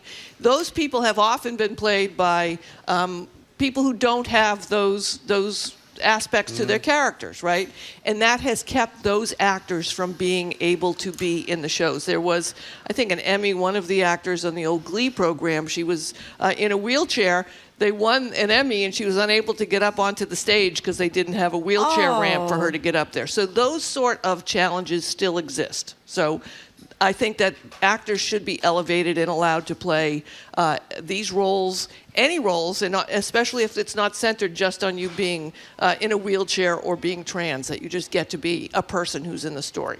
And I agree with Idris Elba. I mean, who doesn't? I mean, anything he says I agree with. Maybe the best-looking man on the planet. Whatever he says. Okay, yes. But I agree that I also want to see actors doing things that aren't them. Right, I want to go see Meryl Streep be transformed into someone who I don't think she is, and so if an actor who is cisgender is playing a trans person, I want to be able to see that, but I also understand that it might be excluding someone who is trans. So you're coming down firmly on both sides of this issue? Yeah, because you know this is what I do. Okay. But more importantly, I think, and this, Jim, I think you'll agree with, South Korea is not where the United States of America is on trans acceptance. Well, that's and that's obviously, excuse. you know, I say this saying this election, everyone made this trans division as this huge thing when most people are accepting of trans individuals. South Korea is not, and I know that many of the LGBTQ organizations in South Korea are working towards bringing more acceptance for trans people. So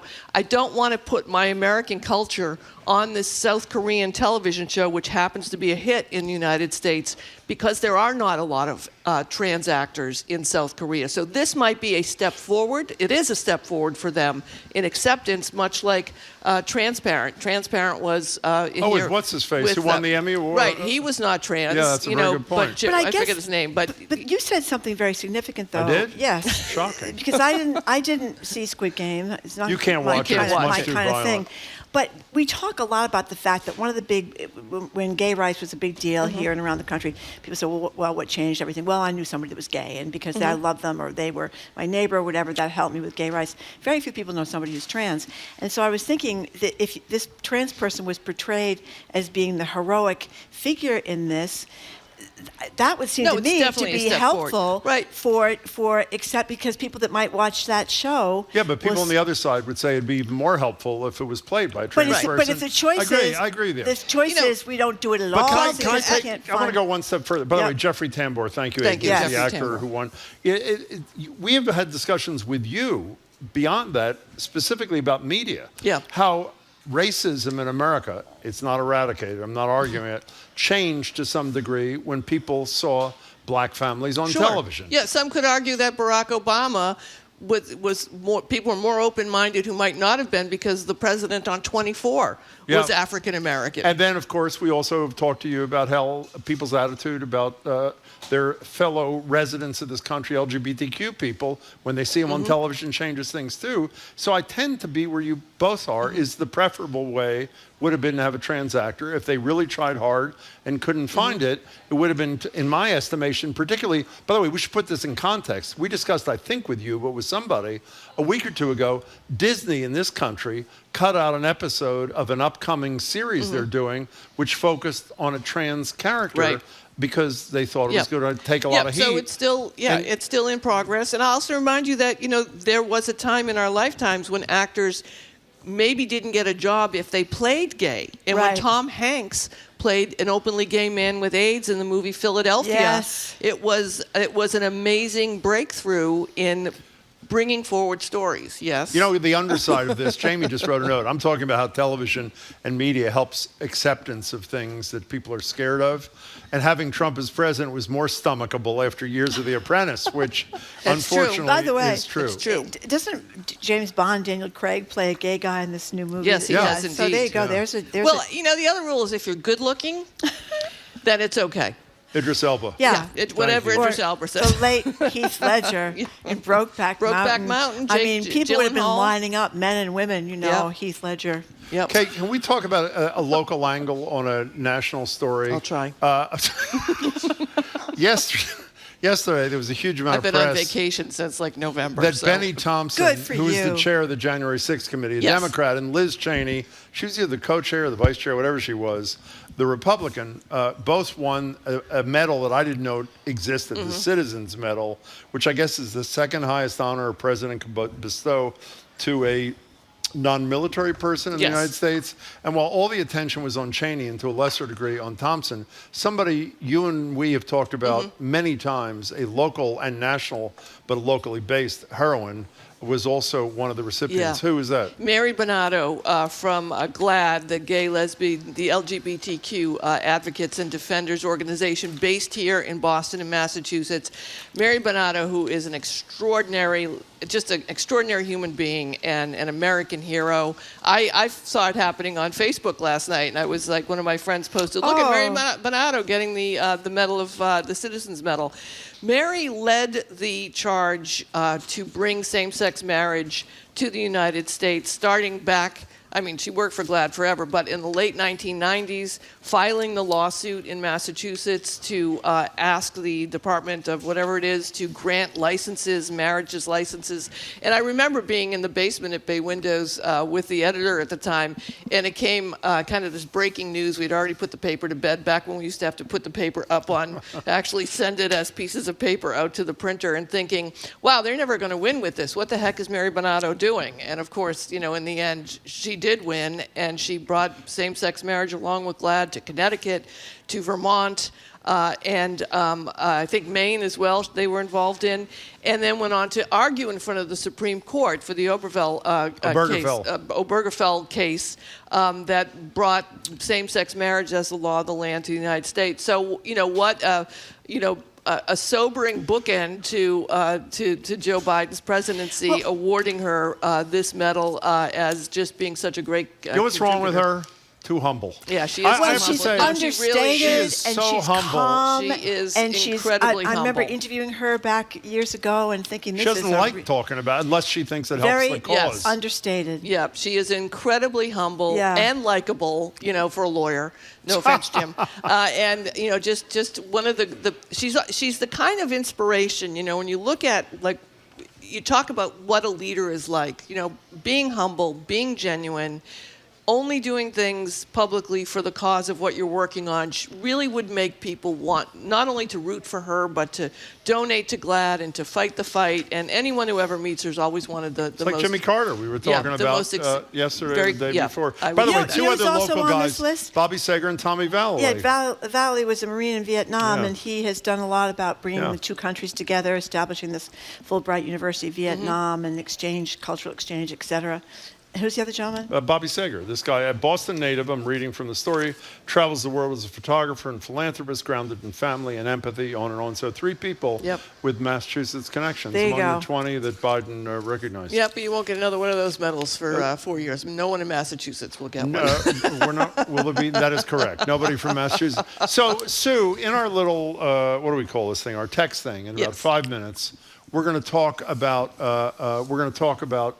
The Siri settlement, in which Apple did not agree that they did anything wrong, but agreed to pay $95 million for I may repeat this carefully, recording conversations of iPhone users without their knowledge. We're going to give our 2 cents in a couple of minutes. How about yours? Well, as you might recall, Jim, back in 2019, we do. and I'm sharing this story with my daughter's permission. She was a minor at the time, and she was home, and she was having a panic attack in our home, and I was reacting to it. Luckily, like a good parent, instead of screaming at her, saying, "Do you want to take a medicine? Do you want your heavy blanket? Do you want to do a meditation?" And I was saying those things over and over to her. My phone, my iPhone, we were in the living room, the dining room is adjacent, was on the table away from me. This is 2019, in the dining room. She calms down, she takes a little nap. I decide to go to Target. I go to Target. We live in Roxbury. I go to Fenway Target. And then I'm going into work to NECN at the time. And I have my phone up on my holder in my car. And I'm going to send a text message to my producer, TJ Kalila. So he used to be my producer on television. Yes. So I tell Siri, oh, look, it's already going off. Oh, no, you're doing that to me. You're scaring me. Thank you. Good job, Jamie. So I say, hey, Siri, text TJ. And before I can even dictate what I'm going to say to TJ that's work-related, it fills in with everything I said to my daughter, Ruby. Are you okay? Do you want a medicine? Do you want your heavy blanket? Do a meditation? Fills in. Oh, so I pull over. I'm on Brookline Avenue. I remember it vividly. I pull over. I delete it. And I say again, text TJ, and it opens, and it fills it again with my entire conversation that my phone had recorded without my permission around a, mental health medical emergency with a minor in my home. Wow. So, and then I go to text someone else, the same thing happens. So I get to work, and I call Andy, of course. Andy Notco. Andy Notco. Yeah, that's right. What do you say? And he told me that there's a bug in the system, that there's an update. I start corresponding with Apple. And it goes on for, because it's a news story as well, and I'm talking to other people. And finally, Apple says to me, well, they didn't, you must have triggered Siri by accident. I said, well, I never said, hey, Siri. I never asked it to record it. And it said, well, sometimes it holds a conversation. I said, so it records a conversation. No, it holds a conversation in case you're going to use it later. I said, well, how did it get from the holding a conversation I didn't ask it to hold to being executed as a text message to a coworker with personal information in it? And they said, well, we think that's a bug that will be fixed in the next update. So this was in 2019. Right? Are you a plaintiff in those cases? I might be. I fill out a card anytime I get a chance, but I don't know if I actually did or not. So now they're at least saying, with the settlement, that things were being recorded, they were being held, and they didn't really mean to do it. Okay, but by the way, do you speaking of they didn't really mean to do it, here's Siri, and wanting to respond to what Siri did. It was an accident, Sue. Or was it? Maybe I'll do it again. Okay, thank you very much. In any case. Our staff apparently remembers the Boston Globe headline from 2019 that read, local woman and media maven in battle with Apple over Siri recordings. Can I say, wow. I don't want to give away what it's not a surprise what we're going to say. It is outrageous. Beyond outrageous. Yeah. It is outrageous. I'm probably doing something wrong because I'm so inept, but this happens to me a lot with texting. Oh, it's shocking. Whether the text starts texting what I'm saying. Yeah.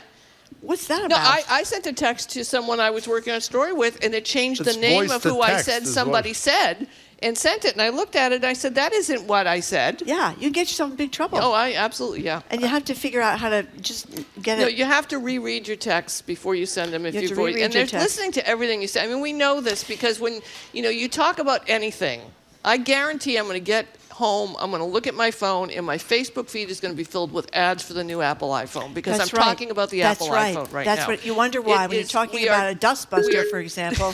Suddenly you get lots of ads for vacuum cleaners and dustbusters. It's gone. It's One over. of my favorite moments from, and there weren't many, from the first Trump administration, he's sitting in whatever the cabinet room or whatever the hell it's called, and he's surrounded by all the biggest tech people in the world, tech people, and he introduces all of them, and he refers to he introduces the president of Apple as Tim Apple. Yeah, Tim Cook is Tim Apple. His name is Tim Cook. I can relate to That's that. close enough. There's a couple of things around Donald Trump I can relate to. Trying to do the least amount of work possible, I relate to. Absolutely. And calling Tim Cook Tim Apple, I would do that. Yeah, I'd be there. Happy New Year Happy to you and New Year to Ruby. you too. Thank Send her you. our best. It's I great will. to see Thank you very much, Thank media you. maven See Sue you next O'Connell. week. Great Okay, to we'll see see you you. as always next week. We've been speaking with a local woman and media maven, Sue O'Connell, co-publisher of Bay Windows and South End News and political commentator for NBC 10 Boston. Thank you, Sue. After a quick break, as Jim just said, we've been asking you to weigh in via text on this Apple settlement. Turns out they have been listening in on all of us. Does it have you reconsidering your relationship with technology, or is it just too late to turn back? Read our favorite texts after a quick break. You're listening to Boston Public Radio 89.7 GBH, broadcasting live from the Boston Public Library and streaming at youtube.com/GBH News.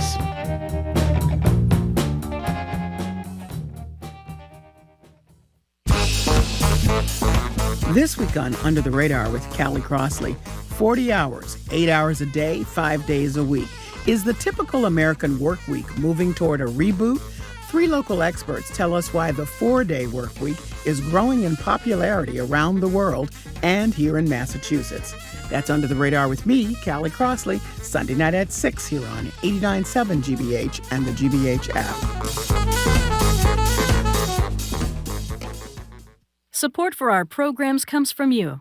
And H&H, the Handel and Haydn Society. Parallel musical traditions spanning the Atlantic come to life with the sensational Crossing the Deep, January 17th and 19th at Jordan Hall. Tickets at handelandhaydn.org. And Furniture Consignment Gallery, curating pre-owned luxury home furnishings for over 30 years. Current inventory is available to view in their showrooms in Burlington, Natick, Hanover, and Plymouth. More at FurnitureConsignment.com.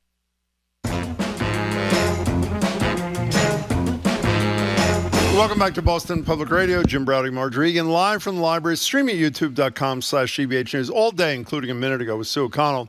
We've been asking you to weigh in on the news about a $95 million settlement with Apple in this lawsuit alleging that they routinely recorded private conversations of users without the user knowing that Siri was doing this thing. And we want to get your reaction to it. And what was the reaction, Marjorie? I hope it was all horribly negative. Well, here's a person that says, the fact they've been listening to us is appalling, but not surprising. They may have to pay a settlement, but it will make little difference. If we really want companies to stop these shady practices, make them pay an amount that matters, not totally a piddly agree. $95 million. If it puts them out of business, it puts them out of business. We've got to stop caring more about companies than people. And listen to this one. I had to let go of a team member last year because her phone recorded a conversation she was having and sent it to the group chat. The conversation was her making racially offensive remarks. It was a mess. You know, you usually say to me when I'm talking about surveillance, like cameras on the street, Jim, get over it. We lost this battle. We have no privacy. I operated under the naive assumption that the place where you preserved your privacy was in your house. You're talking on your phone on an iPhone. Do you remember Mike Capuano? I certainly Former do. congressman. He was beaten by Ayanna Pressley a bunch of years ago. He was on her show one day talking about a bill he filed because he was convinced that the cable box, and we were laughing at him at the time, that the cable box in his house was recording or, quote, watching the people who were using the cable box in the living Your room. television set is basically spying on you. Yeah. I mean, that really freaked me out, and that made me clean up my act after that. I No was very sex on the careful. couch? Nothing untoward. Exactly. Nothing you want your grandmother or your grandchildren to not know about. Was I going to do? Is anybody okay with this? On the text? Nobody's okay with this. Listen Good. to this. I've always assumed Apple was listening, but I knew for sure after my sister and I had a phone conversation about Toto toilet seats. Then an ad immediately showed up for a Toto toilet seat on my phone. She says Apple was stupid to document that they were listening so quickly since there's no other way they could have known. I mean, I think that people are accepting that it's happening. Jane from Warwick, Rhode Island says Siri's eavesdropping is definitely freaking me out. Can Siri be disabled? Plus, how can I get tickets to see the show on YouTube? Okay, fine. By the way, some are suggesting that Marjorie's Dustbuster is listening to her too, which is a whole I got other a new issue. Dustbuster, Jim. You know, can I have a serious conversation? $59.95. I bought you a charger for Christmas. That's right. Why'd you buy a new one? Because I needed the Dustbuster. I don't have. I don't. You don't have a Dustbuster either? I lost the Dustbuster. So why'd you talk about losing the charger? I didn't know I'd lost it till I began to look after I got the charger. Wait, you not only lost the charger, you lost the Dustbuster? The whole thing. Yeah, gone. Yeah. I'm speechless. I think it was a little expensive too. I think I could overcharge. Okay, fine. Can I just say one last thing here? What? This is in a serious way. Everybody here has been watching the news around this New Orleans horror for the last couple of days. Did you notice this guy, Jabbar, who's the suspect, who's the likely mass murderer here? His car, parked on a street outside his Airbnb, was videotaped twice by cameras just in the neighborhood, private cameras in the neighborhood. Now, in this case, it was great because it's going to help get to the bottom of this thing. But isn't that horrifying to you? You can't go anywhere. You can't say anything. You can't do anything. We tracked we retraced all the steps of Luigi, whatever his last name is, for hours before he murdered the guy. True. I mean, we had him coming into the subway, getting out of the subway. Yeah, it's good if it gets a criminal. It's not so good when you haven't done anything wrong. Well, Jim, if you weren't doing anything wrong, you wouldn't be so worried about it. That would be my theory. True. Okay, thank you. Somebody else wants to know what Siri has recorded on Jim Browdy's phone. Would you like to tell me stories? What Jim? happens at Siri stays with Siri. Okay, or not, actually. Okay, That's up next, after the 1 o'clock news, we're going to talk to Boston Globe film critic Odie Henderson. I can't wait to talk to him about the best and worst movies of 2024, as well as the best and worst performances in 2024. His year-end highlights, basically, and lowlights from the world of movies. You're listening to Boston Public Radio 89.7 GBH, live from the Boston Public Library and streaming at youtube.com/GBH News. Recent contribution to GBH, your donation could be doubled by your employer through our matching gifts program. Find out if your donation can be matched at gbh.org/matchinggifts. Support for GBH comes from you. And Safety Insurance, offering a variety of home insurance products to cover your home's increased value. You can ask an independent agent about safety insurance. Safety Insurance. We'll help you manage life's storms. And members of the GBH Champions and Beacon Circles. These most generous annual contributors lead the way in sustaining GBH as a public media resource available and free to all. Learn more at gbh.org/support. You're listening to 89.7 WGBH, HD1 Boston. Online at gbhnews.org.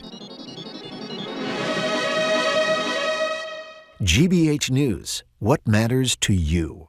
I'm Jim Browdy, head on Hour 3 of Boston. Going out to eat alone. We'll open the lines to ask you whether you take comfort in solo dining, and if so, where are the best places to do it in Boston and beyond? All that ahead, third hour of Boston Public Radio, 89.7 GBH, live from the Boston Public Library.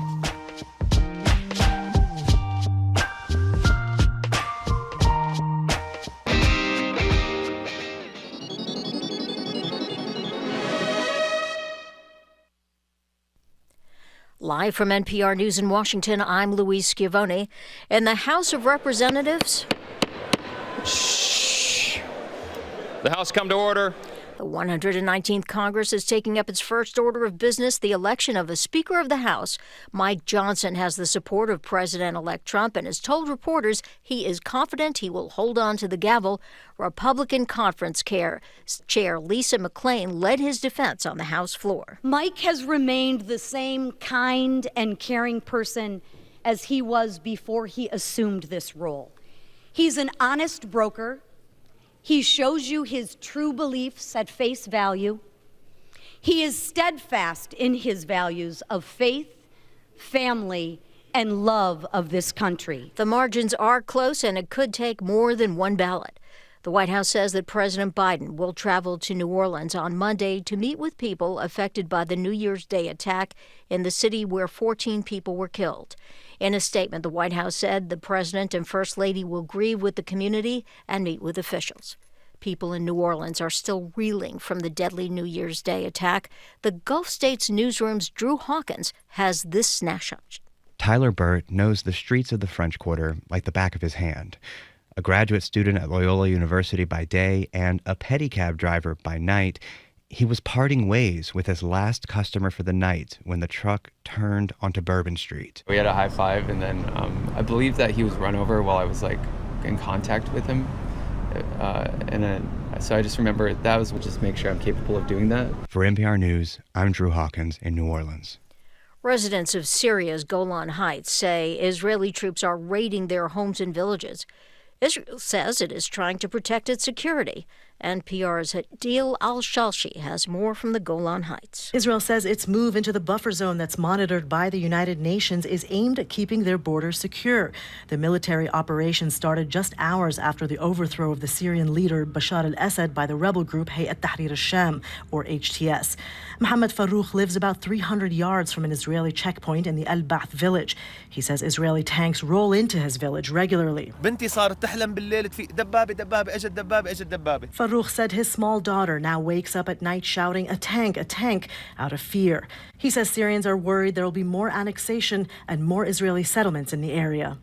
Hadil Al-Shalchi, NPR News, in the Golan Heights. Wall Street appears to be on track to break a 5-day losing streak. Crews can do drainage work in the Silver Line Tunnel at South Station. During the disruption, riders can find connections for South Station on Summer Street, for the World Trade Center stop on Congress Street, and for Courthouse Station on Seaport Boulevard. Fares will be reduced across the Silver Line while regular service is disrupted. Jeremy Siegel, GBH News 89.7. JetBlue has been fined $2 million for having chronically late flights up and down the East Coast. Transportation Department says half that money will go to passengers who were delayed. It's the first time the department has fined an airline for chronic delays on specific routes, saying that the airline was responsible for what it calls unrealistic scheduling. According to Transportation Secretary Pete Buttigieg, today's action puts the entire airline industry on notice that the department wants airlines' flight schedules to reflect reality.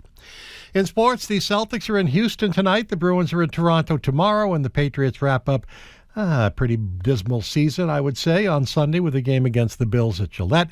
Mostly sunny, windy, and upper 30s today, clear mid-20s overnight, sunny low 30s tomorrow, more of the same for Sunday. 37 outside right now. This is GBH News. Support for NPR comes from NPR stations. Other contributors include Drexel University, whose model of experiential education allows students to choose their own path and explore the world, enabling them to discover their perfect career.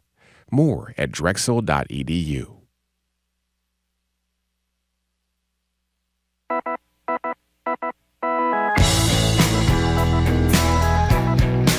It's Sobriety. I am Marjorie Egan. Welcome to hour number 3 of Boston Public Radio, 89.7 GBH. We're broadcasting live from the Boston Public Library and streaming at youtube.com/GBH News. Maura Healey, the governor, will join us at the library next Tuesday at 11 o'clock. And the following week, we're going to be joined by Andrea Cabral, the Attorney General. Campbell is her name, too. Andrea Campbell, the Attorney General of the Commonwealth. Yeah. Well, Andrea Cabral is fills in for us a lot, too. And she's not a law enforcement person. No, it is not. It's going to be the Attorney General, Andrea Campbell. Thank you. Okay, we are video streaming from the studio in Brighton starting on Monday in Brighton. That is correct, Margie. Yes. Hello. Let me just say, that was smooth, by the way. I just want to... It's really lovely. I'm always smooth, Jim, as we know. Let me just say, before we introduce our next guest, who we're pretty fond of, as of the moment, we're a little more than a quarter way through the vote for the Speaker of the House, finding out if Mike Johnson, Trump's pick, will get reelected. It appears from the CNN count, again, far from over, that every Republican who has voted so far has voted for Johnson. However, if 2 vote for anybody else or don't vote for him, he is no longer the Speaker of the House. In any case, we're joined now in person by Odie Henderson. Odie's a film critic for The Globe and contributor to Slate, also the author of a terrific book we discussed with him a few months back, Black Caesars and Foxy Cleopatras, a history of blaxploitation cinema. And he's actually here. Hello, Odie, in the flesh. Yeah, great to see you in person, Odie. Thank you very much. Before we start, what do you think about the fact, Margie, you're a fashion person, that Jamie and Odie are wearing the exact same shirt? What do you make of that? They're 2 fashionable men. Okay. That wasn't what I was going to say, but okay. That's fine. We're both lumberjacks. That's right. That's exactly. right. That's right. Chop down a few trees. Good to see you, Odie. Show is over. So, okay. But before you go to this, I must mention, you know, you talked about Siri, and I told my mother that Siri is recording her. I actually turn Siri off when I go to her house. Now she knows that I do. They did why record you. And, you know, when I was in tech, I used to mess with people because I used to make them think our software was recording them. And I would talking to them on the phone, and I would say, what nice boxers you got on. Really? Really? Yeah, nice feet for a guy. Just to mess with them. Okay, fine. It's recording you all the time? It is recording you all the time. How else can you say Siri and it hears you? She's not just going, That's you a say very Siri, good she's point. recording you. Why didn't we think of that, Jim? How Well, else does it that's why respond we asked to Odie to join why us. Siri? Okay. So should we play a clip of this after? Yeah. Okay. This is top your movie your of the best year. movie is Nickel Boys. So we're going to play a little clip from the trailer, and then you're going to tell us why you chose it and what it's all about. Here it is. Long time. Woo! That's it, Al. You're doing great. What happened to that one kid? I used to hang with all the time. You don't remember? Remember what? You really don't remember? I don't know what boy you want me to remember. Tell us about Nickel Boys. Well, Nickel Boys is an adaptation of Colson Whitehead's 2019 Pulitzer Prize-winning book, The Nickel Boys. He took "the" off of the title. And it's directed by Ramel Ross, who made Hale County this evening. It's a movie that is shot from the perspective of the two characters, Elwood and Turner, the two boys who are stuck at a reform school in Florida that was based on a real reform school called the Dozier School. And they were abusing all of these people. It was a segregated school. And about 2012, they found all these mass graves under the actual school in Florida. So they have, Colson Whitehead made this book and Ramel Ross made this film. And what he does do in this movie, again, he shows it from the perspective of the characters. So you're basically living from their viewpoint. Not many movies have done that because it's not successful. In this case, I thought it was very successful in terms of forcing you to empathize. Really, you're literally walking a mile in their shoes. And so, to me, I saw it at the New York Film Festival, and I was really profoundly moved by it, but I was also disturbed simply because of the way it's shot, and the perspective of it. And me living this perspective, you know, was profoundly unsettling. Yeah.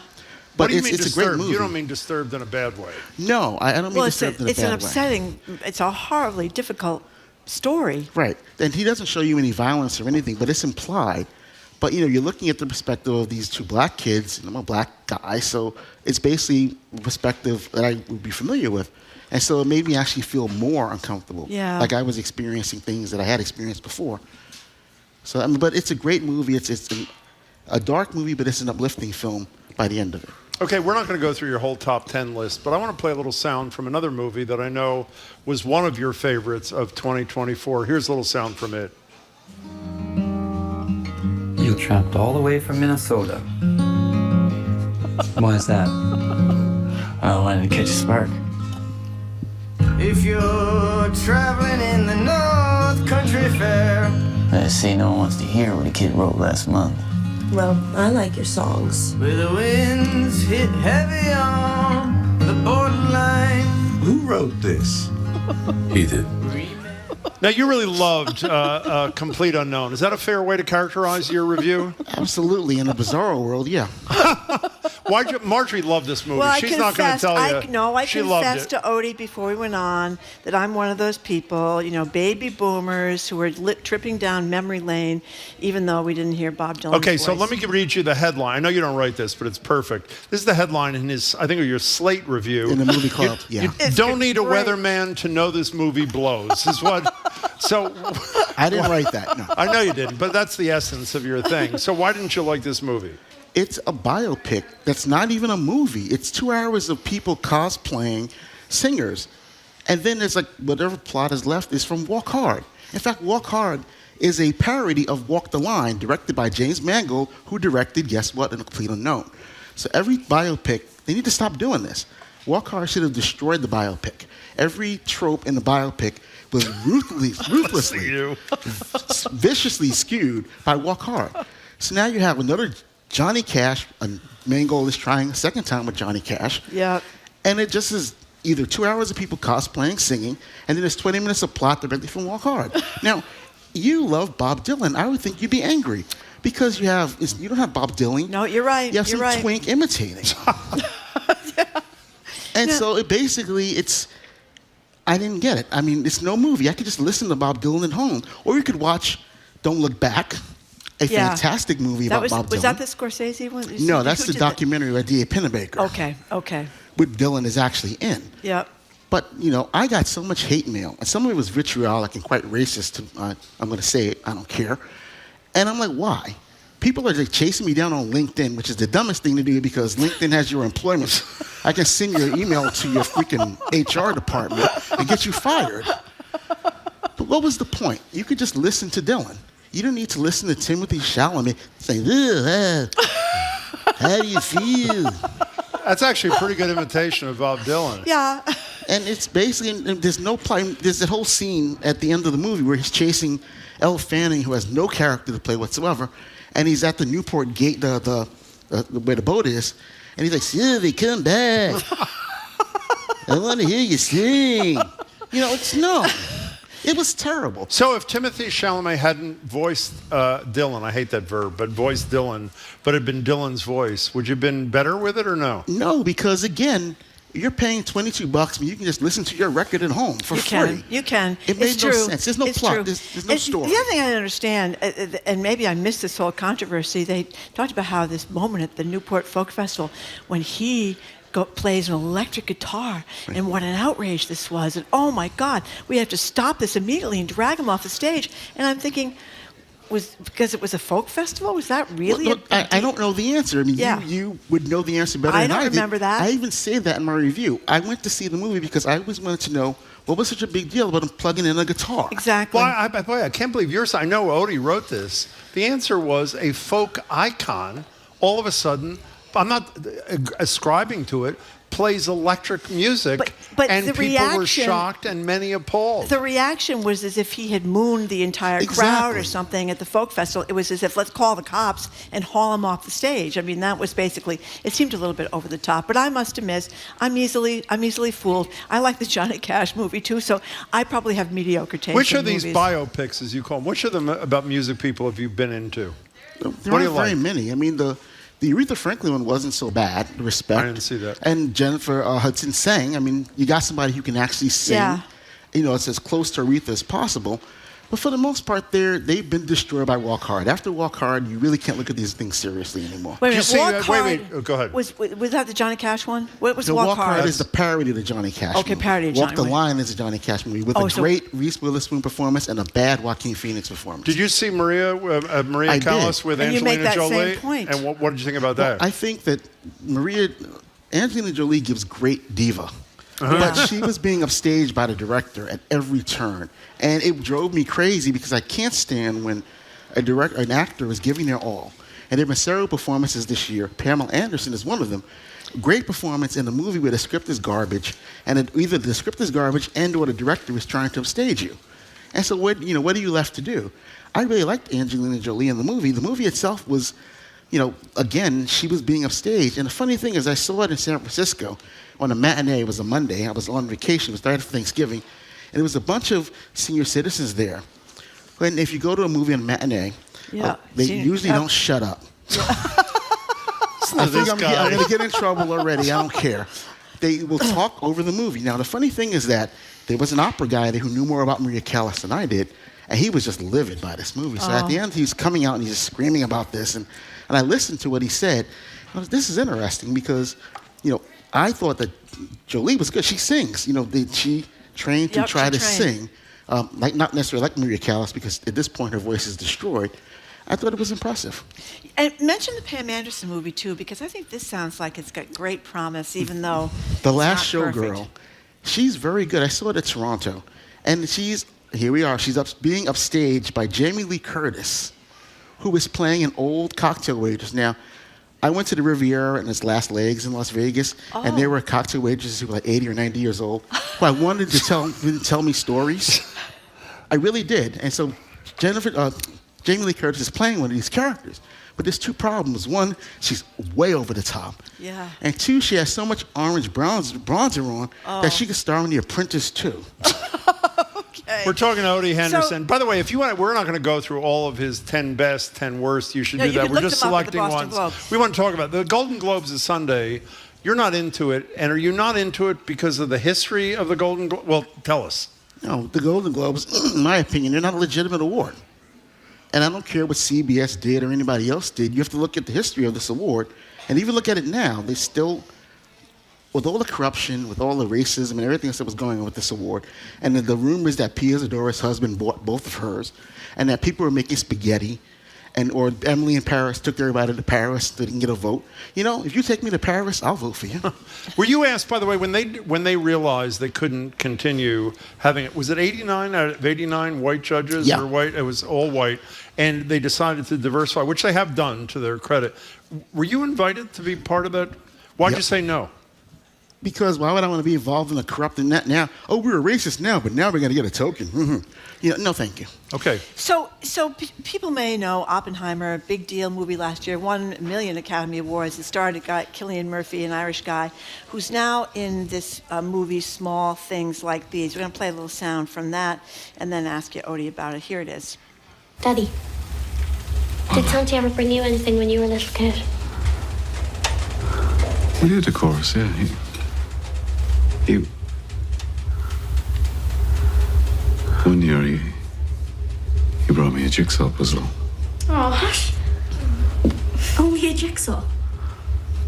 Yeah. I didn't want much. That's a pretty great sound clip, I should say. It Wow. Well, he was really good in this, but I'm curious what you thought, to tell our listeners about the movie itself, Small Things Like These, about the Magdalene, I always mispronounce that, Laundries in Ireland. Well, this is based on a book, and it's based on the Magdalene sisters, who were these nuns who ran an orphanage. And if you've seen some of the movies, like the Magdalene sisters, there was a movie. In fact, the wife of Cillian Murphy in this movie was in that movie. She was actually one of the students in that movie years ago. So it was great stunt casting, if you want to call it that. And Cillian Murphy, you know, I love actors who act with their eyes and who act silent acting. And his performance in this movie is so good because he is so kind of restrained, because he's afraid of the Catholic Church, which is incredibly powerful. And you have Emily Watson, who's this really, really scary nun, coming after him, who's running the school, who basically is controlling the little town they're in. And he's got daughters, and he's worried that something's going to happen to them. But his whole performance is mostly silent, and it plays on his face and his eyes. And he is a fantastic actor with silence. Yeah. And this movie is even better than Oppenheimer, which, as you know, I wasn't crazy about. But his performance here is probably the best performance I've seen him give. And it's a very moving and very important. I hope he gets nominated. He won't, because his small performances like this never get nominated. But he's just fantastic. By the way, on the Culture Show, Jared Bowen interviewed Cillian Murphy about a month ago, and you can get it online at gbhnews.org or just Google it, and it was terrific. And Murphy was terrific as well. And Joni Mitchell's got a great song about the same subject, by the way. Because it was, you just mentioned that because it was small, these kinds of movies don't usually go anywhere in terms of awards. No, because a lot of times they don't have the budget to go out there and, promote the thing. Yeah. So can we talk about a movie? I don't know if it made it onto your best. By the way, the Dylan movie was on his 10 worst movie. It was number 10. List number 10. Argyle was number 1. He didn't like it. He didn't like it. Okay. No, he didn't like it. So Fire Inside, we have a little sound, but set it up first. Tell us what Fire Inside is about. The Fire Inside is about Clarissa Shields. She was the first woman to win a Olympic boxing gold. She's also the first woman to win back-to-back Olympic golds. And as of this point, she has yet to lose a fight. Wow. And she's played by Ryan Destiny, who was fantastic in this movie, along with Brian Terry Henry, who plays her coach. It is directed by Rachel Morrison, who is the cinematographer for Black Panther, the first woman to be nominated for a cinematography Oscar. Wow. So she knew something about firsts. And as you know, if you read me, I love boxing movies to the point where you should not trust me. Well, I want to talk, that's why I brought it up. Let's play a little sound from the movie. Then I want to talk about boxing movies because I love them too.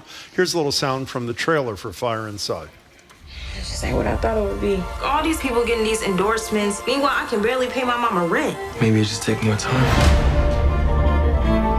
I would love to represent Clarissa. It's just much harder with women athletes. it's not fair, but people expect female athletes to behave a certain way. I won that gold medal by being me. What happened to staying true to who you are? It's way bigger than boxing, Russ. So it's going to be up to you to show who Clarissa Shields really is. She won 2 successive golds. Am I right about that? Yeah. Okay, boxing movies. That was my real reason why I wanted to bring that up, even though The Fire Inside sounds great. I would say, if I were listing, you listed the 10 best documentaries. The best documentary I would say I've ever seen in my life, and I know this is a broad statement, is When We Were Kings. When Muhammad Ali goes to Africa to fight George Foreman. That's on your list, yeah? That's a great movie. That's a great movie. When We Were Kings is a great documentary. My boxing, I did a little article on boxing movies, not documentaries, but boxing movies in general. And my number one movie was The Setup, which is the Robert Wise noir with Robert Ryan that takes place in real time. And that was, Scorsese ripped off a lot of the shots for Raging Bull. Raging Bull. My number 2 boxing movie of all time. Raging Bull, I don't know how you feel about this. A lot of people in your business feel it's gimmicky, but isn't that the film that he gained 40 pounds in before people were doing that? Was it 70 pounds? This is Robert De Niro to play the boxer after the fact. And to give us a couple of, I love boxing. I'm not a big, the only time I was ever a fan of boxing my whole life is I probably watched every Muhammad Ali fight that I could afford either to go to or watch on closed circuit or whatever it was called in those days. Give us 3 or 4 boxing movies. How do you feel about Rocky? Like Rocky 1, for example. Rocky 3 was on my list. Rocky 3 is my favorite Rocky of all of them. I know it's cheesy, but it's my favorite one of them. And $1 Million Baby is another good one. Someone Up There Likes Me, the movie with Paul Newman, is a good one. Creed, the movie with Ryan. Why do you think you and I like? I'm serious. There are a lot of. What is the appeal of a boxing movie? Well, I said in my piece that boxing, nobody rich took a boxing. That's a line from a documentary called Champs, which if you like boxing documentaries, you might want to check that out. No one rich ever took a boxing, which is absolutely true. And for me, boxing movies are about this guy or this person who's coming from nothing. And there's a self-hate. I was a boxer, so you have to have a little bit of self-hatred to go in the ring and let somebody hit you. And I'm fascinated by that. I'm fascinated by these movies where this is palooka and all they have are their fists. And this is their redemption. They're coming for self-worth to prove that they can do something, that they can kind of stave off the self-hatred. And I find there's something very noble about that. We're talking to Odie Henderson, the movie critic for The Globe, and he's also a contributor to Slate. Just because it's local, the fighter, Mark Wahlberg, up in Lowell. I know it would. Actually, Amy Adams is really good in that. She's really good in that, and it's a local, and it's about a tough kid. You didn't like Mark Wahlberg, I guess. Christian Bale was pretty good. Mark, my pal. Yeah, Christian Bale was it the older brother or just a trainer? I forget, but he was pretty good in that too. Yeah, the brother. Didn't he win the Oscar for that? Yes, he did. You're absolutely right. Oscar-winning performance is his drug-afflicted brother. And I made a comment about there are 2 things I know. One of them is crackheads, and he was a bad crackhead. Yeah, he was a very That's bad what I said in my review. Are you the kind of person, Odie, that when you are writing a review and you either have an inkling or know already that you're going to be way out of the mainstream among your... Like Bob Dylan's a good example. Most of the reviews are pretty good, some extraordinary. Does that concern you at all? You don't give a damn? I never know. You have to understand. People think that we're like critics, we're like a bunch of witches around a big cauldron. Hey, we gotta freaking make Wicked bad. No one knows. What if you did know? What if you did know? I would care less, but we don't know. So, when we come out of the theater, it's very rarely we don't talk to each other. It's odd that after a complete unknown, I had a conversation with a critic who was a huge Dylan, historian. And he liked it. But that was one of the rare times I actually spoke to somebody about the movie. We don't talk to each other because a lot of times we're still formulating what we think as we leave the theater. Plus, you don't want to tip your hand. So I don't know. I find out with Boston, my reviews run a little later because sometimes of the release schedule. But I find out what other people think after I've done a review. But you know what I also think, even though, as I said before, I'm sort of out of it now in a general kind of way, but when I used to really carefully watch... Can you save that sound, please? Thank you. Movie reviews. You know which critics you're in tune with. I think you find that. You read Odie and you know that you have the same sort of mindset as Odie, or you read somebody else. I remember Jim Veneer was a critic a million years ago when I was at the Boston Herald, and we were sort of in sync. And so I think that's the beauty of it, because different critics will give very different reviews. Well, I always say you have to have a nemesis critic. That's what I call it. A nemesis critic is a critic you don't agree with at all. Right. That everything they do, if they like it, you're going to hate it, and vice versa. And that's a very good thing to have because nemesis critics are consistent. So I have a nemesis critic, and I'm sure I'm plenty of people's nemesis critic. That's the best thing to have, is someone okay, this person liked it, we're not going to like it. But people are unpredictable. You never know. I'm surprised sometimes when I go see a movie. I think I'm going to love it, and I don't like it. And I'm like, surprised. So if I'm surprised, the audience, she might be surprised too. But, having a critic you agree with is great, but a critic you disagree with is much better. By the way, I don't. Did you really mean that? I think what you meant, I don't want to speak for you, you can correct me if I'm wrong, is somebody whose analysis, the way they analyze movies, you like. For example, I know you're a fan of his. I'm not letting any secret out of the bag. And you totally disagree on the Dylan movie. But you like the way he approaches his analysis of movies, no? Well, we've talked before the show. I think it's a nostalgia thing for me. I went to a million Newport folk festivals. I lived near there. You did? Yes. And I used to go to them all the time. And I didn't see Dylan, but I saw the Young Rascals and the Love and Spoonful and all these people at the Newport folk. So it was a nostalgia thing for me. Well, the funny thing is, I'm really quick here. I'm wearing a shirt that is important because I've got Siskel Lieberman under my shirt here. There you go. And they came to help me out here since we're doing 10 Best and Worst. And I'll tell you a quick story about Roger. When Roger hired me, I told him, when you and Gene would fight, I would agree with Gene. Yeah. That's a great example because they did disagree. Right. And so you can disagree with a critic. We want you to disagree with us. It's not like we're saying, please love us. Before you go, Jamie, could you take your shirt off too, please? Take it off. No, I'm just kidding. If there's a Siskel Lieber shirt under here, I'm actually leaving. But this is a very obvious comparison, but it's the same thing with music.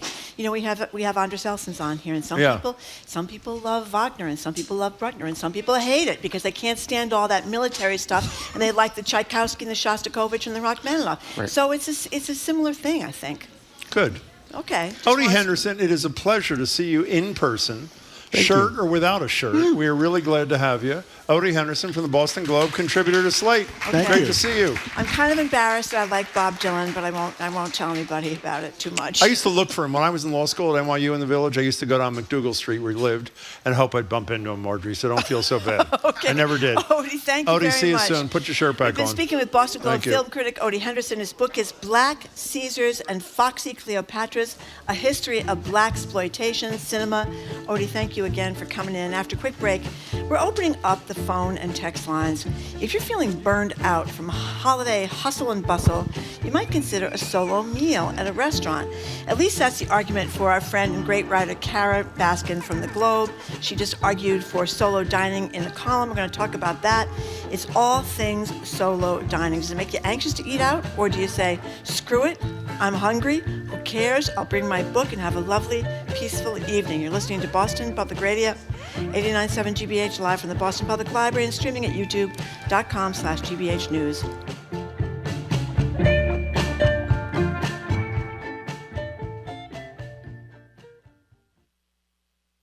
Every year, the MIT Technology Review publishes a list of breakthrough technologies that might shape our future. This year's highlights items like burping remedies for cows to fight global warming. When cows burp, and they do this a lot, they are burping up methane, which is a very potent greenhouse gas. I'm Mary Louise Kelly. We speak with one of the editors behind the list on all things considered from NPR News. Today at 4, here on GBH News 89.7.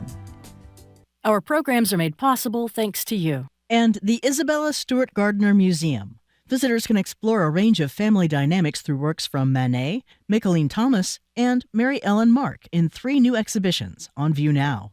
More at gardnermuseum.org. And H&H, the Handel and Haydn Society. Parallel musical traditions spanning the Atlantic come to life with the sensational Crossing the Deep.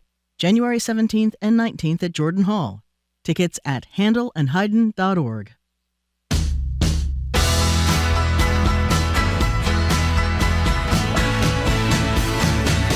Welcome back to Boston Public Radio. Jim Browdy and Marjorie Egan. We're live at the library, streaming youtube.com/GBH News. The governor joins us Tuesday here at the library at 11 o'clock, and we wanted you to know that starting Monday, we will be streaming 5 days a week, not just here at the library, but the other 2 days we're in Brighton from Studio 3. From now until the end of the show, we're opening the lines at 877-301-8970 to ask you about dining alone. Now, some people need it after sort of part of the withdrawal from Christmas and Hanukkah and that sort of thing. But Kara Baskin writes in the Globe, sometimes you just need to find a place to eat and be by yourself, to watch the world, to watch other people. You can order a glass of wine, read a book, where the only person you talk to may be your bartender or nobody at all. The number is 877-301-8970. Are you a diner aloner? And if you are, tell us why you do it and give tips to people, particularly women, I think we're going to talk about too, who remain anxious about dining alone. And if you don't do it, give us a buzz at 877-301-8970 and tell us why you don't, because at least I'm going to try to convince you it is one of life's great pleasures. 877-301-8970. Do you actually don't even know? Do you ever go out by yourself? No, but you know, why? Because I think I just thought it was especially when I was young, I just didn't. You're a young woman alone, How about eating now? alone. Well, I haven't done it lately. Maybe I could do it now that I'm no longer young. But so you didn't do it when you're young, and you don't do it now. No, so in other words, don't. you never did. You know, there was that great scene. One of these stories mentions it in the Sex and the City episode. When Miranda is worried about eating alone because she shoves down her takeout of food really fast in her apartment because she thinks it's being alone as a woman out is bad. It means you can't find anybody to come out with you. It means you're lonely. It means you don't have a date. You don't have a significant other in your life, kind of thing. I think there's that stigma that goes with it. It's much easier, I think, for men to eat alone than women to eat alone. Although I always get criticized when we do these segments about women talking about how they eat alone a lot for peace and quiet, or they eat alone on business when they're traveling, and a lot of people travel for business. You know, by the way, while it's a wonderful joy, you know how I feel about going out to eat, one of my great pleasures in life, and the social part of it is also great, but so is the solitude, being by yourself. And by the way, I know you're going to find this, I try not to look at my phone nonstop, because in my opinion, that takes away 90% of the joy, because I love people watching. I just like watching what's going on around me. I'm not quite a meditator like you, but I have to say it is one of the most relaxing, wonderful, enjoyable kinds of things. And by the way, if you're concerned about it, you know what you can do? You sit at a bar, you try to get the seat at the end of the bar. You know why? Because you only have somebody on one side of you. So if you don't want to talk to anybody, you sort of lean your head, your body in the opposite direction. You can do that too. But I really think it's something that everybody should try, even if they have a little fear in their heart about it. Well, the story from Vox says that solo dining has been on the rise in recent years.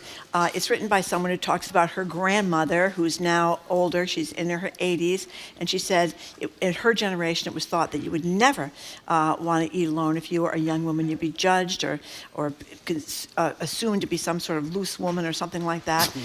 Yeah, but that is becoming less and less the case. And as you say, eating alone in a restaurant is meditative. Remember after Deval Patrick, I think he just finished his term as governor. Maybe he was between terms. No, it was right after the marathon bombing.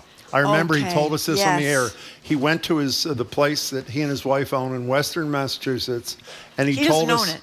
Somebody else owns it. No, the place where he lives. Oh, okay. I thought you said he owned the restaurant. No. And went to a restaurant, and I think you're going to say he went there alone. And I think he did tell us that. And he asked the owner of the restaurant to please try to put him in a place where people wouldn't see him, so he could just have a meal by himself without people coming up and saying, "Oh, hello, governor," or talking about the bombing or something like that. How much he needed that, and that's what this story in Vox says too. That dining out is a form of self-care, a way to derive immense satisfaction from the ambiance, the flavors and textures of the food, the chatter around the person that's having their meal. So I guess a lot of people really like it. The title of this other piece by Alison Arnold in something called Delish.com, The Underrated Joy of Going to a Restaurant Alone. Why don't you read another reason, the first anonymous text on the screen. Why don't you read that, why that person dines alone? Oh, they dine alone, so there's no chance of Jim Browdy taking any food off my plate, which is a true thing. The Jim does that quite a bit, but it's okay. So does almost everybody. 877-301-8970. Dining alone, and again, the context for this discussion was after all being surrounded by people nonstop during the holiday, you want to take a break, but forget the holiday. Anytime, I would advocate for this. It's a great thing. How do you feel about it, Rebecca in the Back Bay? Welcome. Well, thank you for taking my call. Sure. I guess there's two Rebeccas around. Let me turn off. I've got two radios going here. Oh, good. Okay. There are two of us, so that's perfect. Go ahead. Okay. Okay. Well, I wanted to say I'm a big proponent. You're echoing on me, though. It's okay. We're all good. If you can tolerate it, we're okay on this end. Okay. I'm a big proponent. Okay. For years, I traveled on business, and I would often be in a hotel room by myself or at a different schedule than the rest of the team. Yeah. And I had no trouble going down to the bar and ordering a dinner or just a drink and a couple appetizers, talk to the bartender, talk to the people around me, And I found it very pleasant, and it was nice to do something different besides business for that evening. And I will tell you the silver lining to this. I recently lost my long-term partner. So sorry.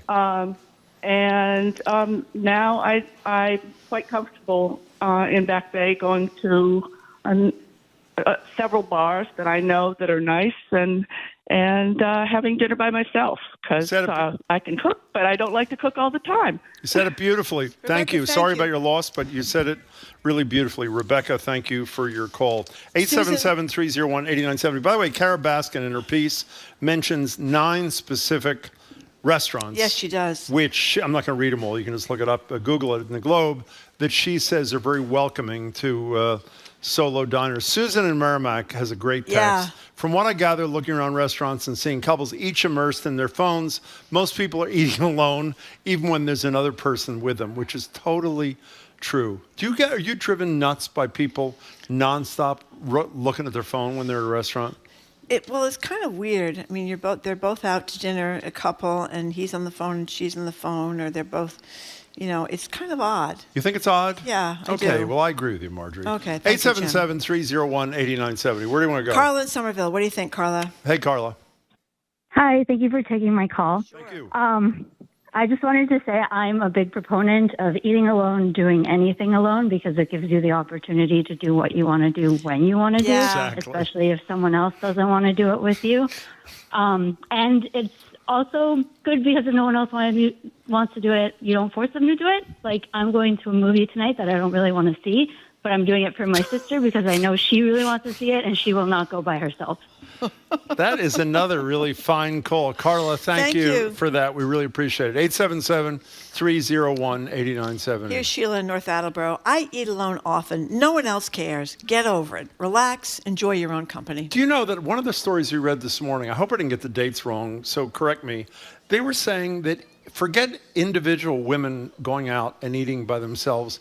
Many restaurants in this country until the 1960s didn't allow women to come in, even as a group, unless there was a man in the group? Yeah, there were some... well, you couldn't get a credit card loan if you're a woman until the late 70s, right? You couldn't get a mortgage. The 70s? Yeah. Jimmy Carter had something to do with that. Yeah. I could be mistaken, but I think Jimmy Carter had to do with credit cards for women and mortgages for women. Do you remember, I told you before that Chris Lydon, who is a brilliant talk show host and continues to do a show that's quite wonderful, and took me to lunch one day at Lockovers. Remember Lockovers downtown? Oh, my God, yes. And do you remember, before it's closed, that couple of decades ago, when we went, I don't know if it was still used, but there was a separate women's entrance to the restaurant. This is in Downtown Crossing somewhere. Jim, there were clubs all over Boston that women weren't allowed, period. There were big fights about getting women to get into private places clubs. like the Somerset Yeah, this Club. is a public restaurant. It's a public restaurant, but I think a private club has a public liquor license, don't they? Oh, that's a good point. Okay, let's go to Austin in Boston. Hi, Austin. Hello, Austin. Hi, everyone. So I do a fair bit of travel for work, and as a formerly single man, I had a lot of anxiety about dining alone because I felt as though folks were expecting me to strike up conversations. Now that I'm married with a wedding ring, I feel less pressure there. The two things I used to do to dissuade that kind of conversation and allow me to have a meditative dinner is I would always bring one thing with me, whether that's a laptop or a book, that kind of showed my fellow diners that I had, was not just looking to strike up conversations. And I think the other thing that we should really try to normalize is, like, especially for folks who do travel a lot for work, there's a lot of pressure to always have work dinners with your colleagues. And for me, when I travel, I have a lot of, like, anxiety around also, like, spending 10 hours with work colleagues and then a dinner with them as well. So I've really tried to, like, normalize I'm going to always eat by myself when I'm traveling with big work groups, and I think we should do more of that in society. Austin, that was excellent. Thank you for the call. The wedding ring on the man thing, Austin, you're probably a cute-looking guy, because that's always people that are out at bars looking for men. They're looking for men without wedding rings on, and then they're always disappointed to find out that the person without the wedding ring on is actually a married man. You know, one of the things I thought Austin was going to take that with, bring a book or a laptop kind of thing. If you're anxious about this dining alone thing, which I used to be until I started doing it, bring a prop, bring a crutch, so that if it turns out you're uncomfortable sitting by yourself, people thinking it's strange that you're doing it. My attitude is, who cares what someone else thinks? If you're having fun, then bring a book or something. It's sort of a crutch segue kind of deal until you find your comfort zone. By the way, Mike Johnson is about to lose the first vote for speaker. There apparently, it looks like 3 Republicans, or at least enough, well, obviously some people are happy about that, who are voting against him. He can only lose 1 Republican and still be elected speaker, so I assume, a la Kevin McCarthy, soon we'll be on to round 2. Yeah, and I think this indicates if this keeps up chaos again in the House. If he can't, maybe so. Lisa from Medford. Hi, Lisa. Hello, Lisa. Hi, Happy New Year. And to you. Yeah, thank you. Yeah, so like some of your previous callers, I was a road warrior traveler for many years.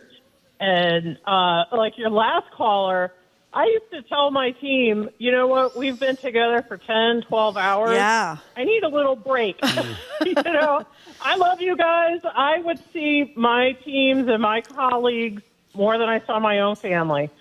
So, we were very, very close, and that helps with that type of conversation to just say, you know what, guys, I need a break. I need some downtime. When I was younger, like most people, I was a little more insecure, so I didn't like to be in small restaurants at like a 2-seater table. That was a little uncomfortable for me. Now I don't care so much. I'll do whatever I want. But I think one of the big things is that I enjoyed about it was that, it was like a drink, an appetizer, maybe a dessert. Like I was really free to have the dinner that I wanted to have in the way that I wanted to have it. And I'll just add one last thing, the downside, especially for those of us who travel for a living, you kind of get sick of restaurants. So I sort of lost my cravings for things because I was always eating out.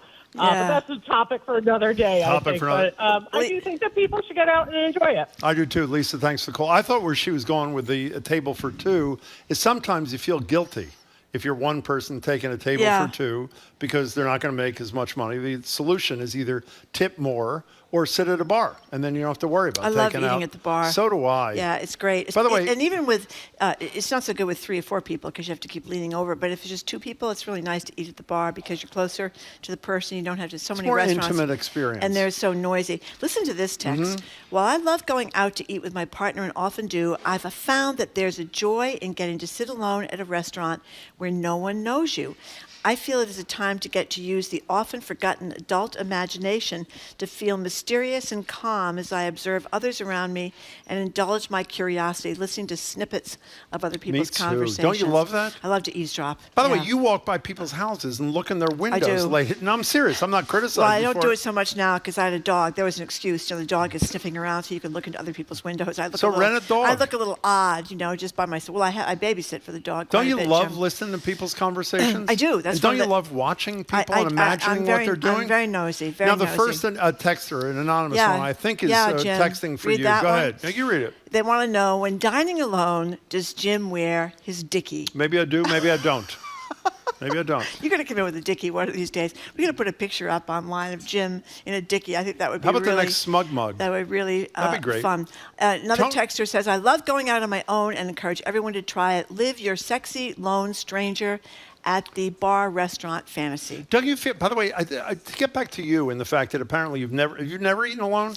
Never is the answer. That's not true. When I was in college, I did travel alone in Great Britain because that's right. I forgot about that. You didn't have the problem of men hitting on you all the time in the Why? pub because they were more family, at least then, they were more family pubs kind of places. So I did used to do that then, but it's hard, I think, to be a 25-year-old woman by yourself at a bar. Isn't there part of this, when you listen to some of these callers, particularly the women, isn't there an appeal to you, the freedom of the thing?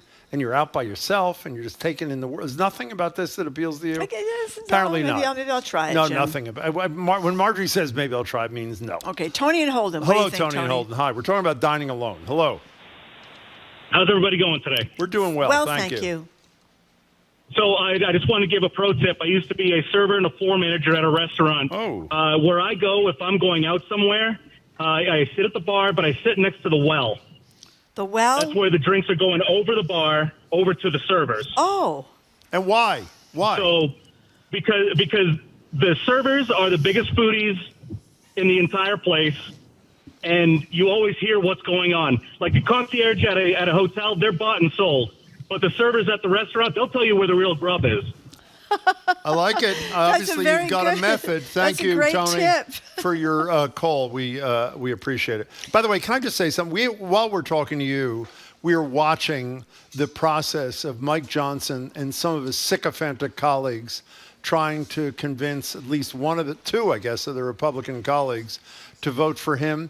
If you, I never should suggest you watch television when you're listening to us, but the sycophancy of these people who want to convince the speaker. Look at Nancy Mace, by the way, from South Carolina, who has totally embarrassed herself on a whole variety of issues in recent times, whispering in his ear with this officious kind of thing, suggesting they're going to be what turn. Look at him counting on his fingers. That's a problem. Yeah. In any case, he is not the speaker as of this moment, but Nancy in Newport, you're on Boston Public Radio. Hello there. Hi, guys. Hi. Hello. So I, a lot like previous callers, road warrior for years. Yeah. You know, got to the point where it really wasn't that interested in going out with the team, but, you know, had a nice budget, you know, my per diem. So I enjoyed, you know, I am a foodie. I enjoyed, you know, really, you know, taking my meal up a notch, not having to confer with my husband or hey, what are you having? I don't know. What are you having? Drives me insane. But my beef, I got to the point where I really enjoyed it. But my beef was that so often I got lousy tables being a single and what I discovered being a single woman.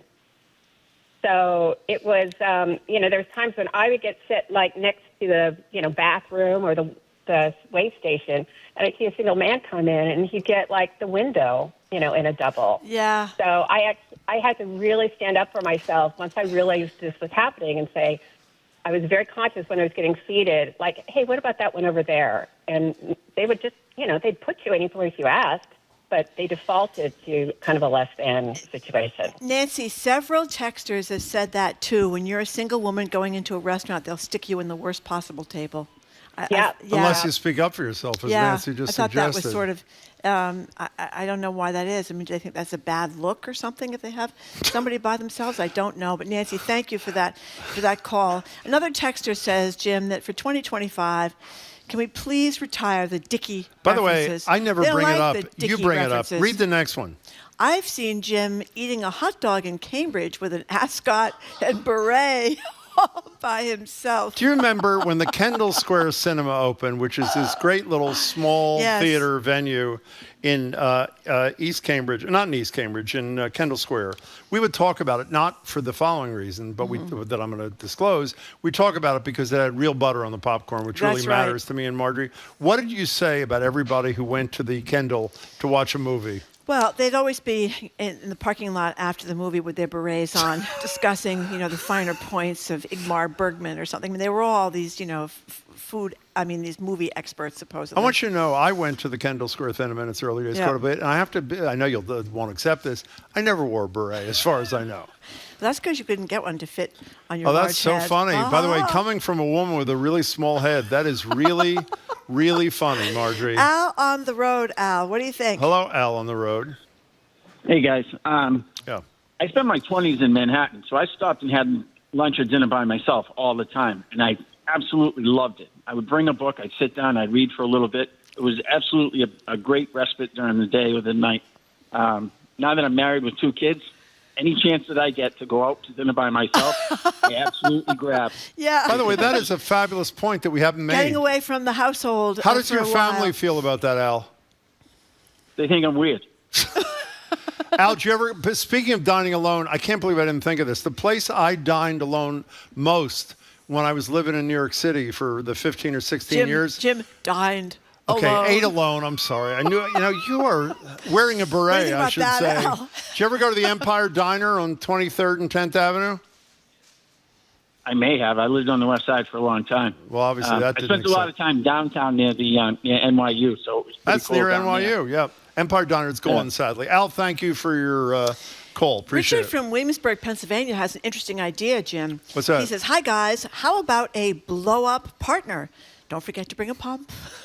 You know, people do, obviously, people do that to get through the HOV lane, on the roads. They do, Which yeah. is I've not seen legal. some very funny pictures of people with getting caught with their blow-up person next to them in the HOV lane. Jeff in Providence text, so bowling alone will kill you, but eating alone is good. The answer to that is yes. Bob Putnam's great book. Why is Bob Putnam, by the way, in the news in the last week or two? I don't know. He wrote Bowling Alone. Does anybody know? Jamie, do you have any idea? I don't Jamie's know. going to look it up. Lisa and Lynn, thank you for calling. Hey, Lisa, what's up? Hi, Jim and Marjorie. Happy New Year. And to you. I totally agree with you, Jim. I love to go out and eat. I'm a 65-year-old single woman. Yeah. I love to sit at the bar. Generally, I take the end spot. I go out on the earlier side, maybe 4 or 5 o'clock. But the best thing ever, belly up to the bar. The bartenders are normally great. The best thing ever to do.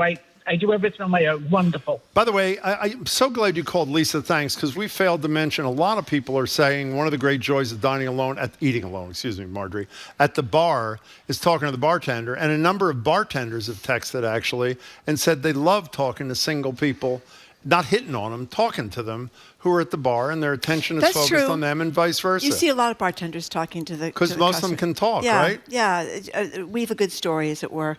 Can we fit in one more? Last one, quickly. Alex and Randolph, thank you Alex. for calling. Hey guys, first time calling for a long time. Thank you. Thank you. I can't believe the 60 years ago thing with women. That's kind of crazy. It's incredible. That you Go can sit that long. Yeah. So I definitely get the women's perspective. I want to just say, you got to drive there alone, then you got to walk there alone, and then you got to sit there alone. That's kind of a lot to deal with, right? But then subsequently, you got to drive back alone or get back to the car alone, so there's a lot to unpack there. But I've always eaten alone at bars and restaurants. I feel like, I get a real benefit from not having somebody across from me, influencing me on whether I like the place or not, or is the wine good or not, or is the food good or not. It's really nice to just be able to have my own take on a place and go home with my own thoughts on it. But I definitely recommend it. We live in a different world nowadays, so hopefully it's not as scary going to a bar by yourself if you are a lady. Go for it. Alex, thanks for your final thoughts here. We appreciate it. Alex from Randolph. I think there's a thumbs up for dining alone, Jim. I think that's true, even though you've never done it except when you were in London. Okay. Thank you for listening to what? another. We're done. No, we're talking to him first. Oh, Jared. Hi, Jared. I'm invisible to you? Sorry. Have you ever done this show before or what? You have to get back in the groove just after standing here. vacation. Oh, my God. I think of Jared as being with us a lot, and I forgot he's here to tell us what's on his show. What's on your show? No, well, forget the show. You're a we're talking to him about what we're talking about. Do you dine alone or eat alone? Sometimes. Yeah. Do you feel weird? That is a weak answer. Not at all. So, you're a confident person. Yeah, well, I don't have So any why problem don't you with go out and eat by yourself? Because I usually have someone to eat with. Okay. Well, that's rather That's condescending kind of thing. No, it's not. A texter says. Callie Jim, says she does it all the time. There we go. Okay. Callie, our and she colleague, is a just texted female, in. obviously. She is. That is correct. Another texter says if you and I put our heads together, we'd have one normal-sized head. Oh, that's not true. That's We'd not have really 8 true normal-sized heads. Because we both have huge heads. We have 2 biggest heds in the business. Do you have a big head? I didn't She realize has a that. huge head. No, I mean that in a loving way. I don't mean it critically. It's a big head. No, it is. You got a big head. You know what they say about the never Irish? noticed. They always say, oh, the Irish have big heads. You know what they never say? What? Big brains. Oh. Why is that, Jared? I can't answer That's that. obnoxious. Do you have anything interesting to say about dining alone? You don't. Well, I do love talking to the bartender. Yeah, and okay, well, especially when that's you travel, it's a great thing. Because I usually sit, if I do it alone, you sit at the bar and have a great meal and you get great service, and that's how you learn good things. Go ahead. Fine. So what are you doing on that's the show? That's how I learned where Colonel Sanders is buried, actually. Where is he buried? That's right. In Louisville, Kentucky. He is? Is he? Yeah. Wow, that's really exciting. Beautiful cemetery. So there's no drive-through at the mausoleum, that's too bad. That's a good line. Is that your line? It is. I like that line. Where are you? What are you doing on the show there? So we're talking. It's public domain It's live week. at the library, by the way. Go. It's public domain week, which means there's a whole slew of cultural artifacts that are now in the public domain, Like copyright free. Like Popeye is the big one this year. I love Popeye. So this is why we're going to see some Popeye slasher movies coming out this year. Slasher movies. Poor olive oil. I know Loved exactly. olive She better oil, watch too. out. And Love to spinach. You know What the else? big Birkin bag from Hermes, how you can't possibly get it and people spend hundreds of thousands of dollars? Well, now Walmart has the so-called workin' bag that is sold out and hugely popular at a fraction of the price. Oh my God, that's great. Okay, we're done. Thank you very much. Is he But done? Jared is coming on right after I us at guess he 2 is o'clock done. news. Goodbye. You keep up with us Rather 24/7. rough edge to Marjorie, if I I'm may sorry. say. Go ahead. I'm sorry. Get out of Jared. here, I Jared. didn't- She's basically saying. Thank you for Okay. Jared. That's a little kinder than Marjorie was. You can Thank check you. out our TikTok page Really. at Boston Public Radio. On Monday, we're going to be joined by former Boston Globe editor, now head of the BU School of Journalism, Brian McGrory. Also, the Ground Truth Project's Charlie Sennett, NPR TV critic Eric Deggans, and the Reverends Irene Monroe and Emmett Price. We're going to be streaming on Monday, too. That's very exciting. We are. We want to thank our crew. Jared Bowen is not part of our crew, but No, we he's thank not. him for telling us what's on his show. That's good. Thank you to our crew, Zoe Matthews, Aidan Conley, Nicole Garcia, Hannah Loss, our engineer, John LeClaw Parker, our executive producer, Jamie Bologna, our BPL staff here, Maddie Geyer, Patrick Lally, Juan Jose Cadena, and Olivia Corsillo. Thanks to our host, the Newsfeed Cafe, and across the street at the Lennox Hotel. Jared Bowen and the Culture Show gang are going to start right after 2 o'clock news, and they're going to broadcast live right here from the Boston. What's interesting? What's going on around town? We're talking all things arts and culture on The Culture Show, next on GBH 89.7. Funding for our programs comes from you and members of the GBH Champions and Beacon Circles. These most generous annual contributors lead the way in sustaining GBH as a public media resource available and free to all. Learn more at gbh.org/support. Samantha Brown believes that every destination, from a big city to a small town, has a soul. Join her as she explores our wonderful world. Catch the premiere of Samantha Brown's Places to Love tomorrow at noon on GBH2. You're listening to 89.7 WGBH, HD1 Boston, online at gbhnews.org. GBH News, what matters to you? I'm Jared Bowen. Coming up on The Culture Show, it's our Arts and Culture Week in Review. First up, Popeye the Sailor Man is famous for his catchphrase, "I am what I am." Now he's whoever you want him to be. Popeye, along with Hemingway's Farewell to Arms and George Gershwin's Rhapsody in Blue, are among the historic creations whose copyrights expired this week. From there, it's President Jimmy Carter, the prolific writer. He wrote more than 30 books, including poetry, novels, and memoirs. We'll look at his literary legacy. Plus, in 2024, moviegoers were truly repeat offenders. 9 of the top 10 box office hits last year were sequels, and number 10 was the prequel Wicked. Speaking of spin-offs, has Walmart bested the Birkin bag with its budget-friendly Workin' bag? And the photography of Robert Frank. The MFA has acquired a collection of his work capturing Parisian life in the 1940s. That's next on The Culture Show. The Culture Show is made possible in part by a generous contribution from the Fiducia Fund, proud to support this station's arts and culture programming. Live from NPR News in Washington, I'm Louise Schiavone. Speaker Mike Johnson has fallen short in the first ballot for Speaker of the House, the new Congress. With members of the House voting publicly one by one, Johnson fell 2 votes shy of the 218 votes needed to win the gavel for this new congressional term. The first vote tally was 216 for Johnson, 215 for Democratic leader Hakeem Jeffries. Congressman Peter Aguiar of California nominated Jeffries. The incoming administration must also recognize that while my colleagues on the other side of the aisle are divided, and while compromise remains a dirty word for so many, Congress won't be able to keep the lights on, let alone pass anything of substance, without the buy-in and blessing of House Democrats and Hakeem Jeffries. Currently, it falls to Johnson to sway two members of his own party to support him as President-elect Trump has for Speaker of the House. Additional voting is to follow. President Biden awards the Medal of Honor today to 7 U.S. Army soldiers who served during Korea and Vietnam.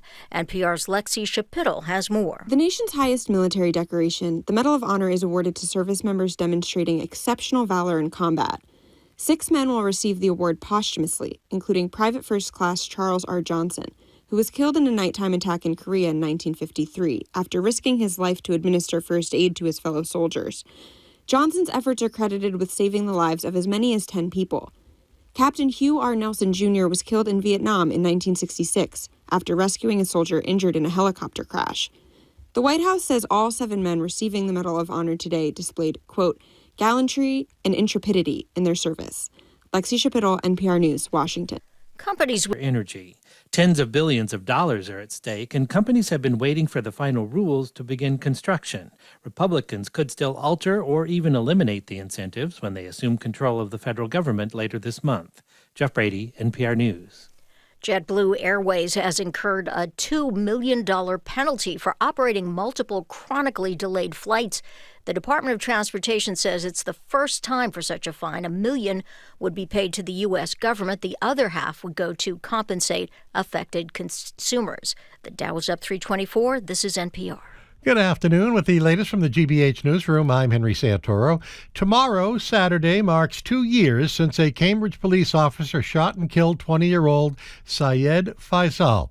GBH's Tori Bedford has more on how the case sparked protests and prompted changes in police transparency. Cambridge police pursued Faisal during an apparent mental health crisis in which they say he was holding a knife. Officer Liam McMahon, who shot Faisal 6 times, was found not criminally responsible following an independent review of the incident. Attorney Marcia Kazarosian represented Faisal's family. She says that if McMahon had been wearing a body camera, it would have brought more clarity to the case. Any additional evidence or any additional information about what happened that day would have been tremendously helpful. Following protests, Cambridge city officials agreed to implement a body camera program and release McMahon's name, which was initially withheld. Cambridge police say they're in negotiations with the officers' union and hope to launch the program as soon as April. Tori Bedford, GBH News, 89.7. Massachusetts Governor Maura Healey helping hundreds of Massachusetts-based truck drivers who were at risk of losing their commercial driver's licenses for previous violations. Newburyport Daily News reports that the drivers are getting a reprieve under a bill signed into law by Healey yesterday. The measure is one of the many approved by state lawmakers on the final day of their 2-year session. It prevents some older motor vehicle offenses committed before September 30th, 2005 from counting towards commercial license ineligibility. It's 38 degrees in Boston. This is GBH News. Support for NPR comes from NPR stations. Other contributors include the Walton Family Foundation, working to create access to opportunity for people and communities by tackling tough social and environmental problems. More information is at waltonfamilyfoundation.org. Support for GBH comes from you. And Mass Health Connector, dedicated to expanding health insurance access to uninsured and low-income residents with Connector Care. More at mahealthconnector.org or 1-877-MA-ENROLL. And Brown University pre-college programs, where academically motivated high school students can experience college life, nurture their diverse interests, and make new friends. Applications for summer 2025 open January 15th. precollege.brown.edu.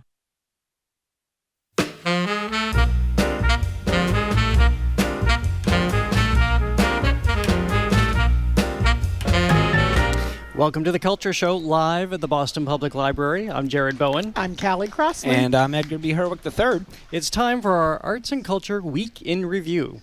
Here's what it sounded like. Happy New Year, everyone. To celebrate ringing in 2025, I'm going to show a clip of Disney's The Skeleton Dance while belting out Singin' in the Rain while George Gershwin's recording of Rhapsody in Blue plays underneath. You see, I can do all that without paying a cent to anyone because as of January 1st, all those things became public domain in the United States. Jimmy Carter was born in Plains in 1924.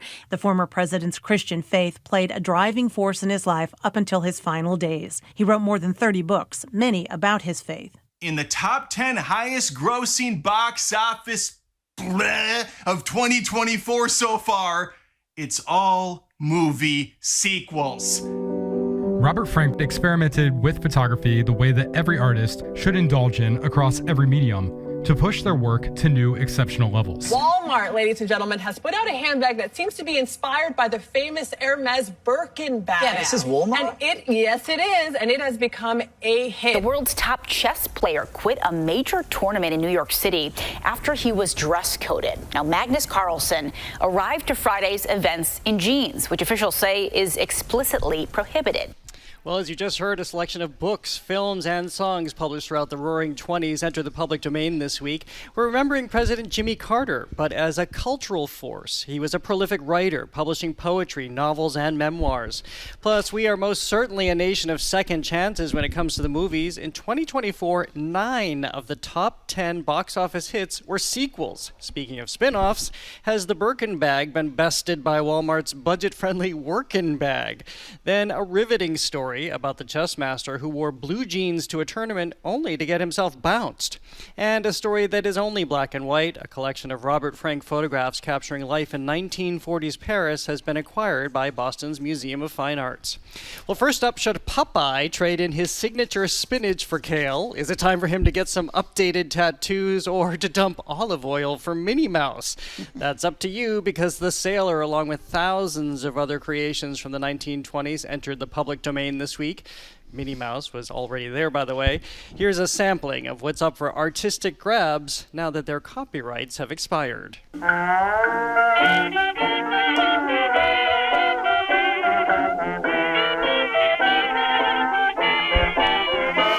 I'm singing in the rain, just singing in the rain. What a glorious feeling, I'm happy again. Friends, you are now in Coconut Manor, one of the finest cities in Florida. Of course, we still need a few finishing touches, but who doesn't? This is the heart of the residential district. Every lot is a stone's throw from the station. As soon as they throw enough stones, we're going to build a station.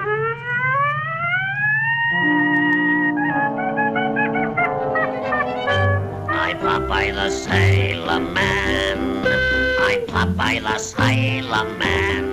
Tiptoe to the window, by the window. That is when I'll become tiptoe through the tulips with me. Well, this is a day, New Year's Day, and a week where a lot of people geek out because it's public domain day or week. And if you're not following the law, so it's copyright expires 95 years after publication, or in the case for audio recordings, it's 100 years. Unless it was in a film, then it bounces back to 95 years. So this is why we have all of these projects and products from the 1920s rolling out now, which is pretty exciting because we also realize that we're, with the 1920s, rolling into the advent of film, so more and more will become available. The copyright law changes thanks to Sonny Bono, by the way. In the late 1990s, he pushed it forward so that in the 70s, it changes to the length of death after the artist. So, yeah. But we'll leave all of that aside. And so this is why we just heard the Marx Brothers there, Rhapsody in Blue, Tiptoe for the Tulips, Popeye, and not to mention Virginia Woolf and William Faulkner, a whole bunch of intellectual property that is now essentially, as I said before, up for grabs. Yeah, it makes me a little nervous because we've seen what some people have done with a few of the pieces that have gone into public domain. One of my favorites is a stupid song. It's in the humorous song category. Yes, we have no bananas. I love that. I love that yeah, song. Great. Yes, we have no bananas. We have no bananas today. Anyway, it's sung by Eddie Cantor. God knows what I think what people might do to that now that they have access to it. But I love the fact that it's out here for people to think about reworking it in an interesting way, and what I would think would be pretty interesting. Fascinating to see that some of the works that are out, All Quiet on the Western Front. Yeah. I mean, these are works that have been around us and we know of, and then a bunch of other ones that I never heard of before. It will be very interesting to see what creative minds can do when they get a hold of it. So far, as you know, Edgar, we were speaking, a lot of them have gone to slasher films. Yeah, I was going to say, Callie, I assume you're looking forward to Popeye the Slayer Man? No, I am not. Which is going to get a release this week. Yes, Popeye the Slayer Man. A curious group of friends sneak into an abandoned spinach canning factory to investigate the legend of the Sailor Man. And it's going to be guts, it's going to be gore, and it's going to be right up your alley. No, it won't be. So that kind of thing. But one of the points that somebody made is that it's one of the reasons we've seen many variations, for example, of works like Pride and Prejudice. You can get so many different takes on it, and those have been wonderful. I've enjoyed that. So I'd like to see something like that. We'll see what happens. Yeah, I mean, it's interesting because we live in a time where, for the most part, we have such accessibility to things that I think this doesn't make a huge difference in the accessibility piece, right? Which is to say that, if you subscribe to a streaming service, it's, you can probably get all of these songs, not pay for them, kind of individually or anything like that. We have libraries everywhere. You can get most of these books. You can get them cheap. You can often get them free on a Kindle or something like that, right? But it does, I think, still make a difference in terms of creators. And so like that is ultimately where it's going to be. I find it is kind of interesting that the slasher film thing is what people have most glommed onto. Like that seems to be the thing immediately that people are like, oh, okay, like character from the past is now available. We're going to make a slasher film. That seems like to they be did with Winnie the Pooh and like Mickey Mouse in Mickey recent Mouse. years. Yeah, exactly. So. And they are doing with Popeye. So, I mean, I don't know. Like, it is interesting that seems to be the thing that comes out of the gate strongest. But we can also find other things. Yes. People have pointed out that Wicked, you can trace the lineage back to the copyright being lifted for The Wizard of Oz, and that gave rise to The Wiz. And I believe that Gregory Maguire has said that The Wiz, in some way, you can trace that DNA to Wicked, of course. He is the author of Wicked the novel, which became Wicked the musical. So we see people using the public domain for good in these realms, too. Netflix has already started work on an early Agatha Christie novel, which can become a series because basically, if people don't know these regulations, once the copyright laws expire and the estates no longer hold those rights, then any entity, any person can write a script, they can create a film, they can record their own music without having to pay the royalties and the licensing fees to do that. And so this is why the whole game changes. Although if we look together to next year already, hopefully people forget when we're talking about this first week of January, but Betty Boop and who is it? Pluto the dog. And Miss Marple. Which is big. Miss Marple's big, but and so is Nancy Drew. We don't want to see the Nancy Drew slasher film. I want to point out that with the songs, however, this is the sheet music that's now in public domain. The recordings that we might know of are not. For 100 years. Yes, for 100 so years, you have to realize that you can't mess with some of those recordings. But as we know, look, when you look at the streaming services, when you look at the movie industry, which we're going to be talking about shortly, more about, but it is very clear that they are looking for savings at the margins, right? Because it has become astronomically expensive to produce this stuff. And it is not insignificant that these are sort of that idea of just some savings and not having to license the character or a piece of music or whatever it is.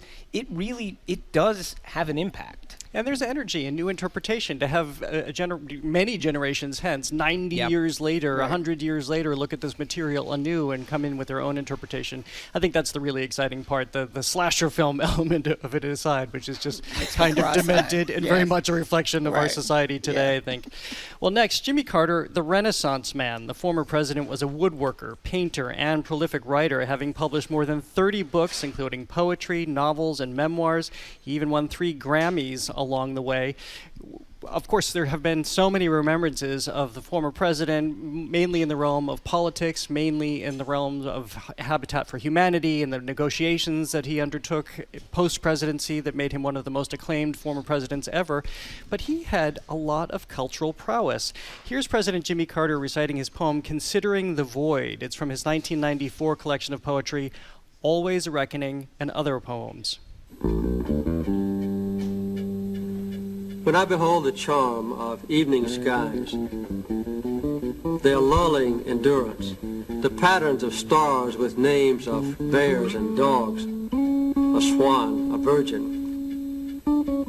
Oh, other planets that the Voyager showed were like and so unlike our own, with all their diverse moons, bright disks, weird rings, and cratered faces. Comets with their streaming tails bent by pressure from the sun, the skyscape of the Milky Way, holding in its shimmering disk an infinity of suns, or say 1,000 billion. Knowing there are holes of darkness, gulping mass and even light, knowing that this galaxy of ours is one of multitudes in what we call the heavens, it troubles me. It troubles me. It's really interesting to read how much of a polymath he was. Yeah. And when he wanted to undertake something, he went deep into it, whether it was poetry or writing his own memoirs. He didn't use a ghostwriter. Most people use a ghostwriter. That's He very refused impressive. to, and it was very important to him, but it left a very lasting cultural imprint. Well, I think just picking up on not using a ghostwriter and going deep into it, part of what he thought, and I just think this is part of his humility, is that I don't know everything. I want to write. I have written, and I am a good writer. But in each of these genres that he sought to make a mark and had something he thought he could say, as in with poetry, he asks people who were poets, tutor me in both how you begin the process, how I should work through it, what I should do to really get down to what I'm trying to say within this genre. I mean, that's the essence of humility, to recognize that you have something you want to offer, but you're not an expert in it. You want to make sure that you can do it in the best way possible, however, because he had respect for the people who were expert. So to me, that just is mind-blowing to think about. Here's former president of the United States, and many people would take that to mean, well, I can just do anything and you'll just take it. And he went an entirely different way. I mean, we should note that he completed one book a year over 35 years, bestsellers, a novel, and a children's book. Yeah. It's crazy. Poetry. The other thing, I know a lot has been said about his time post-presidency, and you understand why. I mean, he is, kind of created the model for the things you can do post-presidency.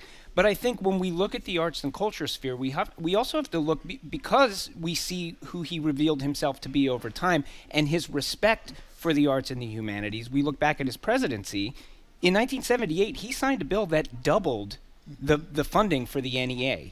He also basically set the path where, he said this is going to be like a public-private partnership. He opened, I think, the East Building of the National Gallery, and he said, like, yeah, we the public are paying for the maintenance of this building, but it is private donations that are going to create the collection, right? Mm-hmm. I was really struck by his comments with the opening of that wing of the National Gallery in Washington, because at the outset you think, well, wait a minute, where does this man stand on the arts? But listen to what he says about the opening on June 1st, 1978 of this Smithsonian National Gallery wing designed by I.M. Pei. And here he's talking about the government's role in the arts, or not. We have no Ministry of Culture in this country, and I hope we never will. We have no official art in this country, and I pray that we never will. No matter how democratic a government may be, no matter how responsive to the wishes of its people, it can never be government's role to define exactly what is good or true or beautiful. Instead, government must limit itself to nourishing the ground in which art and the love of art can grow. Whenever I'm tempted, and I have been tempted many times, to wade into this and ask why don't we have a cabinet position related to the arts, or minister as he's called it, and that's the number one answer that people come back with that he recognized at the time, because you want art to be a fertile ground. You don't want to have a government entity controlling it and then really deciding, maybe censoring what artists are going to produce. And he, while funding the arts, as you say, Edgar, also recognized that let's let it grow by itself. Well, he notes, a lot of the bulk of that increase in the funding to the NEA was in challenge grants. That's so right. by there, again, Callie, you made the point. Yes. He knows he's not an expert in the field, right? So he says, okay, if we're going to have public money, what I'm going to do is I'm going to say, those of you who are experts and have money, if you're going to fund it, we'll help you fund it, but I'm not going to choose. We, the government, are not going to choose what is the best thing to fund. We're going to leave that to the experts. Right. He also was open to doing his work in the latest way that might make it easier and better. So the first serious American writer, they didn't say president, writer to use a word processor. I mean, it's kind of mind-boggling to think that he is the first. Yeah, and apparently the thing was was enormous, yes. and it could only save 30 pages. Like that was all that it could save on it was 30 pages. And it cost $12,000. Yes, it's so nuts. I also thought it was interesting that he was writing because he didn't accept the fees that so many people accept now for big, huge advances, tremendous advances, or fees for speaking. He didn't necessarily believe in that, but he thought something I produce in my writing, again, without a ghostwriter, that is going to be my income, and it really was his income for a long time. I know. It's amazing. And, we'll be and people will be reading his many works for many years to come. Yeah, and also I got to say, I didn't realize until just when that played earlier that what I needed in my life was Jimmy Carter with a tasteful, funky bass behind him and a little synthesizer. Well, that is the other thing. He did work with a lot of musicians. And it was so funny because it seems like we can't let one episode go of the Culture Show without talking about Cher. Well, I knew that's true. You were going to find a way to bring Cher. Yes. I was listening to Cher's biography as I was doing this long drive over the holiday break, and she was talking about how when she was with Greg Allman, Jimmy Carter attributed Greg Allman to really helping him become the president, because once he hit that mainstream in terms of those artists, those singers, who was not really in the mainstream because he was heavy into drugs at the time, but once that fervor tapped into that realm, that really swung the election. Jimmy Carter believed for himself, at least that's what Cher was told when she went to the White House with Greg Allman to celebrate the They also Carter had presidency. Andy Warhol do photos of him during his campaign in '76, right? I think Andy Warhol was commissioned and they sold those as part of it. I mean, pretty cool. Yeah, I know. And he was also open to people, folks like Hunter Thompson, giving them unfettered access to him to try to, really write about him in the way that Hunter Thompson might have thought best. He didn't try to censor what he was going to do. Just, here I am, do your thing. Also, in a world of all black and dark gray and dark blue suits, he wore a lot of brown, and I respect that as well. Says the man in brown today. Well, it's Jimmy true. Carter. Right on point for this year, because that's the new tone, as you know, from Pantone. Mocha Mousse. That's right. I'd like to inform all of you, keep you on point. There you go. Well, you're listening to our Arts and Culture Week in Review live from our GBH studio at the Boston Public Library. Coming up, when it comes to the movies, 2024 was a year of deja vuing. That and more is next on The Culture Show. Stay with us. The Culture Show is made possible in part by a generous contribution from the Fiducia Fund, proud to support this station's arts and culture programming.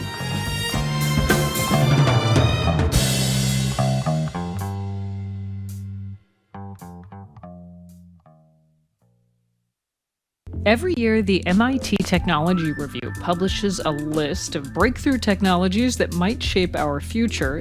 This year's highlights items like burping remedies for cows to fight global warming. When cows burp, and they do this a lot, they are burping up methane, which is a very potent greenhouse gas. I'm Mary Louise Kelly. We speak with one of the editors behind the list on all things considered from NPR News. Today at 4, here on GBH News 89.7. Funding for our programs comes from you and the Peabody Essex Museum, presenting Conjuring the Spirit World, Art, Magic, and Mediums. On view now. For tickets and more information, you can visit pem.org/spiritworld. And Comcast Business, committed to providing connectivity for your business with network and cybersecurity solutions. Comcast Business, powering possibilities. Restrictions apply. To learn more, you can call or visit comcastbusiness.com. Part of the GBH News Equity and Justice Unit. There are stories and voices in our community that have had tremendous successes, that have faced tremendous struggles, and that we have largely overlooked. Senior Editor Paul Singer. I joined this team because I think this is our opportunity to help our communities tell more of their own history, rather than having outsiders talk about them. Elevating issues of equity and justice. GBH 89.7.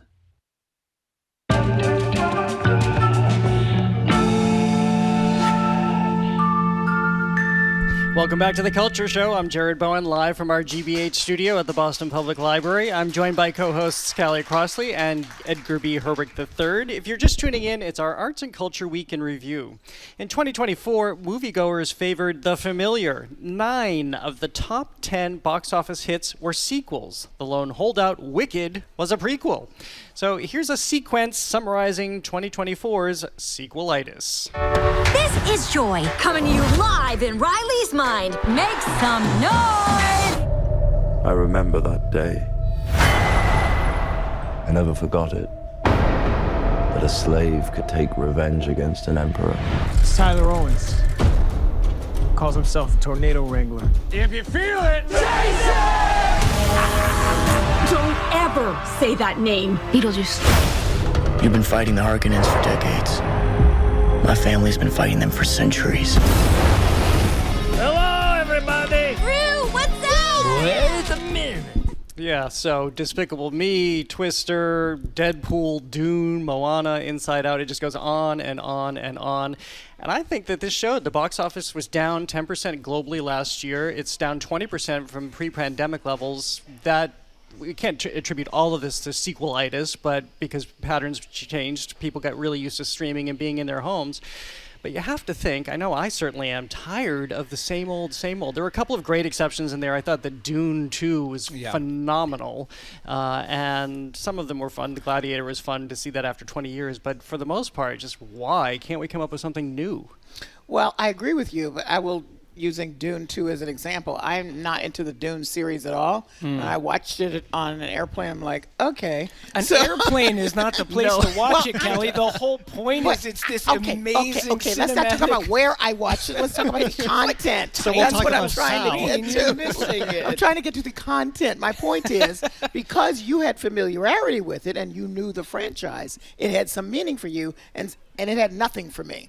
And so there is a reason, monetarily, bottom line wise, why they do that, because we already come in, for example, Bad Boys, Do or Die.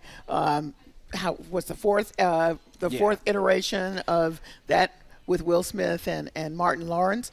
I'm familiar with those two guys. Now, here's my problem with the sequels, other than the fact that can't we come up with something original? I agree with you, is that you're a little bit hesitant. Because they're diminishing returns, right? And you've seen them mess it up before, big time. Yeah, sure. Not everything's a Godfather Part 2. Exactly. So sometimes I would it's say a Godfather Part 3. It was just luck of the draw that most of these sequels actually were good for a lot of people. I think we do need to draw a distinction, though, between a sequel, something like Despicable Me 4 or Kung Fu Panda, whatever number they were on, 124. Right? Yeah, I mean, so that is, or even the Bad Boys one, right? Yeah. This is like kind of, you don't know that it's necessarily going to happen. The third one did well, so they do a fourth. That's a little bit different than the Dune thing, which was planned as a 2-film thing. It's a little bit different than these cinematic universes that Marvel and DC are building, where there's a series of movies, and it's all kind of part of the plan. Right. And so I do think we have to draw a distinction and even between Wicked, those Wicked two as things. a part, and Mission Impossible as a part. Totally. Like those are slightly different things. That said, again, it's like, listen, I think maybe I'm wrong, but I think the days where movies are where people go with original stories are largely behind us. I'm not saying that we will never have it, but this year I think the top grossing film that was not based on a movie, play, book, or comic was John Krasinski's If, which came in at number 24. Yeah. But you think about last year, you had Barbie and you had Oppenheimer. Yeah. So Yes. Barbie, you might think, okay, it's somewhat in the vein of sequels because people are familiar with this material. But last year we had, and there was a third movie that was also the top that was also new and not a sequel. So last year people were doing that. But I think what they've also talked about is the programming around this. You had Barbie and Oppenheimer coming out at the same time.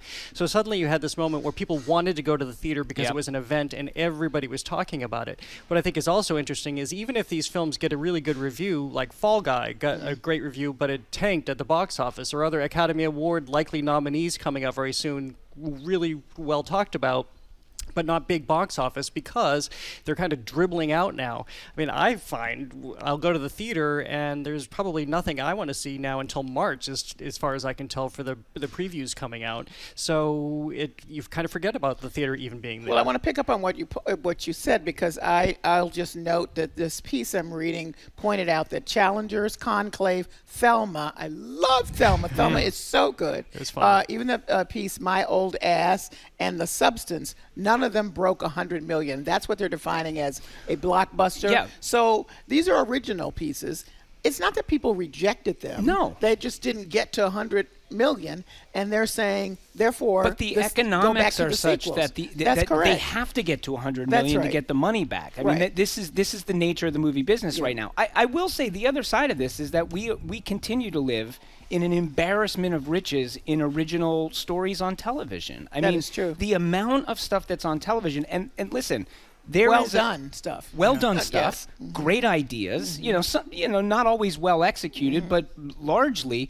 There is a limited number of people in the talent pool who are out there who are going to make a living and want to make a living and can make a living making good stories, visual stories, right?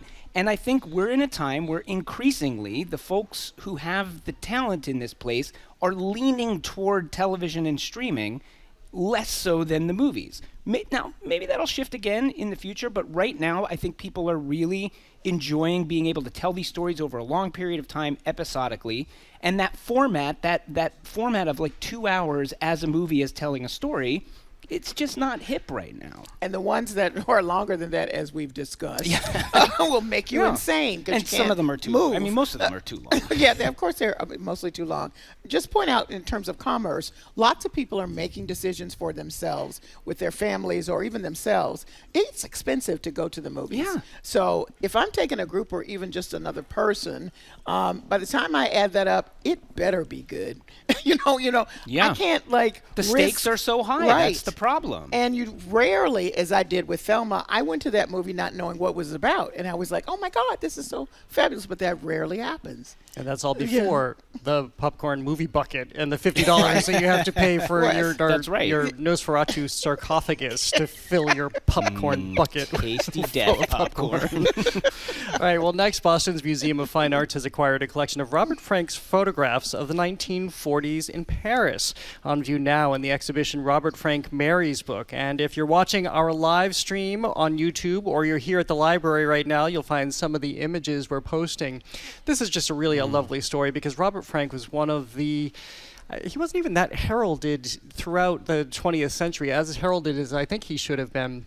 But what he's doing here in these photographs that he ultimately assembled for this book for the woman who would ultimately become his wife, Mary, is documenting Paris while she's back here in the United States, and he really missed her, which is why, even though we're looking at images of people here, we're also seeing one image of one single solitary person surrounded by chairs. The empty chair was very symbolic for him of missing her, and this is a huge opportunity for the Museum of Fine Arts to be able to collect this work and to have these photographs in his collection. And we should mention this is something that would also predate what he did in The Americans, his very famous photo book. And a couple of years ago, I spoke with Alison Kemmerer, the director of the Addison Gallery of American Art, which is one of only 4. It's right here in Andover, always free, by the way.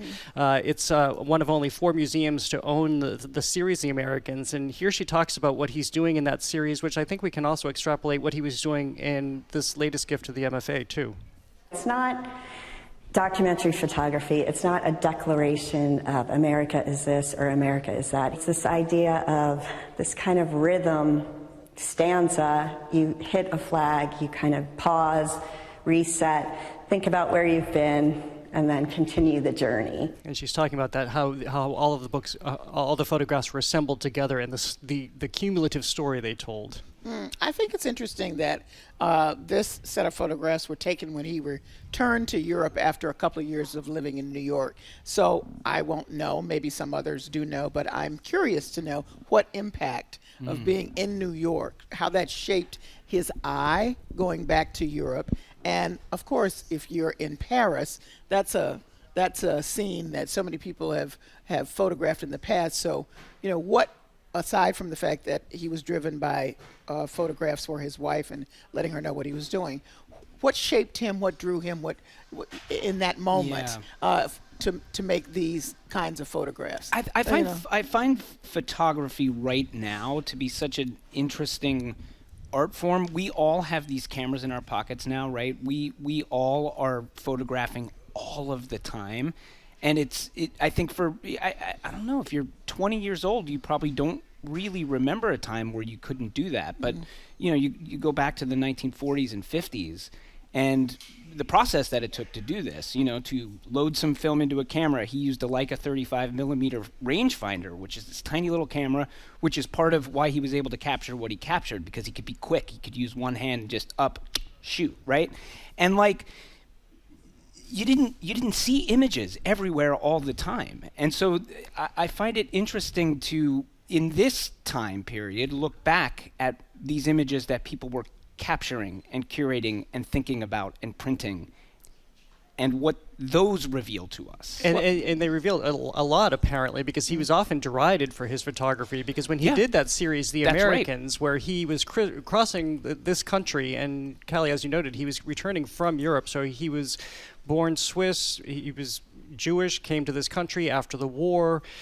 A lot of anti-Semitism in this country, a lot of racism in this country in the 1950s, when he got a Guggenheim Fellowship to travel across the country, and he was taking pictures, making pictures that people hadn't necessarily seen before, of the landscape, of a desolate landscape, of division in this country, of people not all smiles and cheers, but you could almost smell the tension in the room, feel the tension in the room, the way he captured it. And that wasn't something that people had seen very much of before. And I also want to pick up something you said about everybody has a camera and people are taking photographs all the time. But that also, I think, maybe doesn't help people understand photography as an art. Sure. Because then you think what I'm doing, taking a selfie with you is maybe equal. I don't know. I mean, but you know what I'm saying? Yeah. It's, it has a different. I don't think people have the perspective about even though that's two people sitting on a bench. Okay, maybe that just looks like that to you. It's the lighting. It's the composition. It's the thoughtfulness. It's the storytelling. All of that. That's a piece of it. I think the other thing about Robert Frank and the Americans, as you say, Jared, one is that was published in France before it was published in America. He had a hard time finding somebody here, and as you said, it presented this image of America, which was kind of shocking. And I think the fact that he was not, to me, that book sort of goes in. There's this sort of long tradition from de Tocqueville, who was French and wrote about America, to Alistair Cook, who did that series in the 70s. A British man and his experiences in America, and to a certain extent, John Oliver today. These people who are not born in America, who have this view of it and are able to reveal to us something about ourselves that sometimes makes us feel uncomfortable, but is often very insightful and important.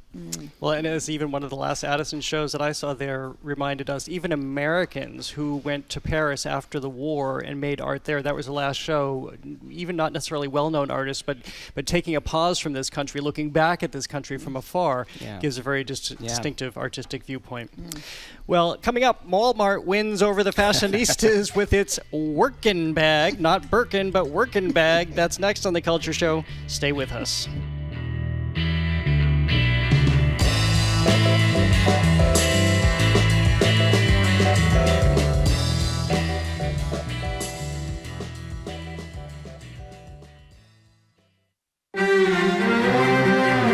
In Japan, there's a growing trend, people choosing to live life within the confines of the home or sometimes of a single bedroom. One thing driving the trend, pressure to conform. The idea that you should just be who you are is not really that common in Japan. The people opting out next time on The World. This afternoon at 3, here on GBH News 89.7. Our programs are made possible thanks to you. And Imagine Exhibitions. Harry Potter, the exhibition, is now open. You can experience the filmmaking of Harry Potter through interactive sets, props, costumes, and more. Tickets at harrypotterexhibition.com. GBH 89.7 listeners prefer to purchase from companies that sponsor GBH. Become a corporate sponsor today. Packages can include audio, video, digital, and events. Learn more at gbh.org/sponsorship. Everyday people. At 15, I was living through my slump. Personal stories. I'm in the vice principal's office. I'm not sure why I've been called there. I'm replaying the past couple of weeks of my life. Did I insult a teacher? Maybe I won an award or something? This is going to be good news. My slump is over. And he looks at me and he says, Joe, your house is on fire. Stories from the Stage. Sunday night at 7 on GBH 89.7.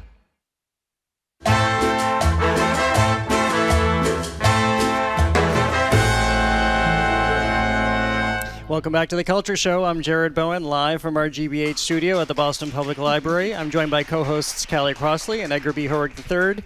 If you're just tuning in, it's our Arts and Culture Week in Review, which includes the Battle of the Bags. Walmart's Birkin lookalike has fashionistas feverish over the frugal-friendly workin' bag. So if people don't know the Birkin bag, it's named after Jane Birkin, who designed it on a plane with Hermes at one point because the bag she happened to have on the plane with her while she was watching Dune. Oh, wait, that was yeah, right. Didn't quite meet all her needs, so Hermes designed this bag. She said, if you designed it this way, I would buy it. It became the Birkin bag, and now it is one of the most sought-after handbags in the world. It's really nearly impossible for people to get their hands on it, and if you do get your hands on it and your platinum or black credit card on it, then you have to pay $10,000 to $100,000 for this bag. But Walmart has an answer. Right. So its version is working, as you said. It's also Walmez. Take off just from like Hermes. it's so good. Hermes. So there you go. This is obviously meant to be a dupe. It's not a counterfeit. The difference is if it's a counterfeit bag, then you're using the logos, the real logos. But this is just a dupe. Mm-hmm. Their version starts at $78. So for people to understand how embedded in the culture the Birkin bag is, a whole episode devoted to it from Sex and the City. Yeah. Very famous. Mm-hmm. And if you've been listening to Shaboozey all year, and I know you have, what's the first line? My baby want a Birkin. She's been telling me all night long. That is the first line of Shaboozey's Tipsy song or bar song or whatever it's called. So it's that's so embedded as a luxury item to be wanted and to be lusted after. In some instances, you have to be invited to purchase. You may have the money, but it's you like cannot mysterious, right? necessarily you can't just buy walk it. in off the street and necessarily get one. There's some sort of strange maze that you have to walk That's part through. of the whole frenzy. Now, here's what I think is important. To my knowledge, Walmart has not made a comment, and neither has Hermes. Hermes could make a comment to say, are you kidding me? But I think the reason they're not saying anything is to let everybody know, please, are you suggesting that what we make is anywhere close to this pleather bag that starts at $78? And which is sold out right now. That's sold out. Yeah, and hot take, in our age of we are so deep down the irony rabbit hole that I have a prediction that the sold out Walmart knockoff bag will eventually go for more in the aftermarket than the actual It's Hermes a collector's Birkin item, bag, as many right? Hermes bags are going to be. And I think actually what we're talking about here, the underpinning of this is, how do we see ourselves with regard to luxury products? Is that about self-esteem? Does that add something to me if I have a real Birkin or a Totally, Birkin? but this is so to me this is so American, It right? is. Like this idea that there's something exclusive that is out there, that whether it is that you have to work for it or you have to pay money for it or you have to jump through all the hoops to get it, right? We in America oftentimes will be so the most generous reading is this is a democracy and it should be available to everybody. Mm-hmm. But we also are really into the appearance of the thing, right? It's you could spend hundreds of thousands of dollars and go to med school and actually become a doctor. Or you can go on TV and put a white coat on, and because you look like a doctor, you are a doctor. And so this idea that you can go to Walmart and get this thing, which sort of looks like it signals exclusivity and all this stuff you have to do, but you just kind of have the appearance of it, and it's available to you for cheap. That's America, baby. Well, and there's this whole other side story happening with Hermes right now, because about the Birkin bag, as people began to figure out the mythology around this, that you can't, as you said, walk into a store and just say, I would like the Birkin bag. By the way, Hermes is a luxury house where you call it house, not store or anything else, but it's a luxury house where things take, it takes about 1,000 hours perhaps to make a Birkin Birkin bag. Handmade, or right? 100 Now, hours, one 1,000. artisan, Yeah, one exactly. artisan, one bag. So everything is exceptionally well Yeah. crafted and always has been back to the, I think, 1800s it was when they were founded making saddles. But so you can't walk in. You'd have to be offered the chance to buy the bag. So there was two people in California who are trying to initiate a class action lawsuit saying that there is unfair competition, that this is antitrust because you'll only be offered the opportunity to buy the bag if you've already bought any other number of things, whether it be blankets or the porcelain or other jewelry from Hermes. And so 60 Minutes recently did a piece taking us basically backstage into Hermes, and here's a correspondent asking artistic director Pierre Alexis Dumas about the availability of their much sought after bags. Here is the surreal twist of Hermes exclusivity. Even if you can afford to buy a Birkin bag, chances are you can't. The stores typically don't have any to sell. Dumas says Hermes simply can't keep up with demand. Somebody wants the bag. How do they get the bag? Well, you have to walk into an Hermes store and you have to be patient. But you know the world we live in, right? You know that if somebody has the funds and they want the bag, they want the bag now. Yes, I have children too, and I have desires too, but I'm saying it's a long process. Ouch. Yeah. So this is how American it is. That is an amazing answer. And you can say that and not even care because you're selling out your Birkin bags, however secretly But you're I'm selling kind them. of on his side. Like, it's too. like, you know what I mean? Like, Yeah. Everything does not have to be for everybody. Like, they don't have to meet the demand of the market. They're doing what they're doing, whatever. So I guess the only other comment that's rampant right now is whether or not having a cheap knockoff of it, dupe, somehow diminishes the real thing. I say not. I think they're in two different categories, and I think it's fun if you have the work in. I think if I were Hermes, I wouldn't comment because like you sort of pretend like it's a little gnat that like landed on you. You didn't even notice it was there. Exactly. Just like, whatever. There's a solution to every luxury problem. For wearing, as the song just suggested, wearing jeans to a chess championship, that is a big fat no-no. And when he was told that he was going to have to change, he just left. That's exactly right. And you know what? I'm on his side. Listen, he was wearing very nice pair of jeans, very nice dress shoes. The rest of it was all good. They have a rule that everybody has to wear certain things, including no jeans. He said when he got dressed, he was running. He came from a lunch. He didn't even notice that he had jeans on. And when he said to them, hey, I'll do it tomorrow, because, the chess tournament was over several days. They said, no, you have to do it now. He said, you know what? I'm out of here. By the way, this is a five-time winning champion. You know what? I guess he said, look, I'm not dealing with you. This is ridiculous. Then they went on and on about what the rules are with the clothes. Yeah, I actually quite like their prohibited list.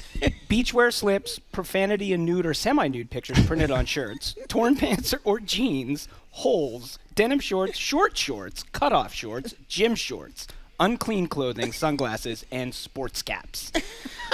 But here's the thing is like in the world of chess right now there is Magnus Carlsen and there is everybody else. He is but so he is so far above and like he is the superstar. And so he can kind of do what he wants. And in fact, he left and then they negotiated for him to come back. He came back. Yeah.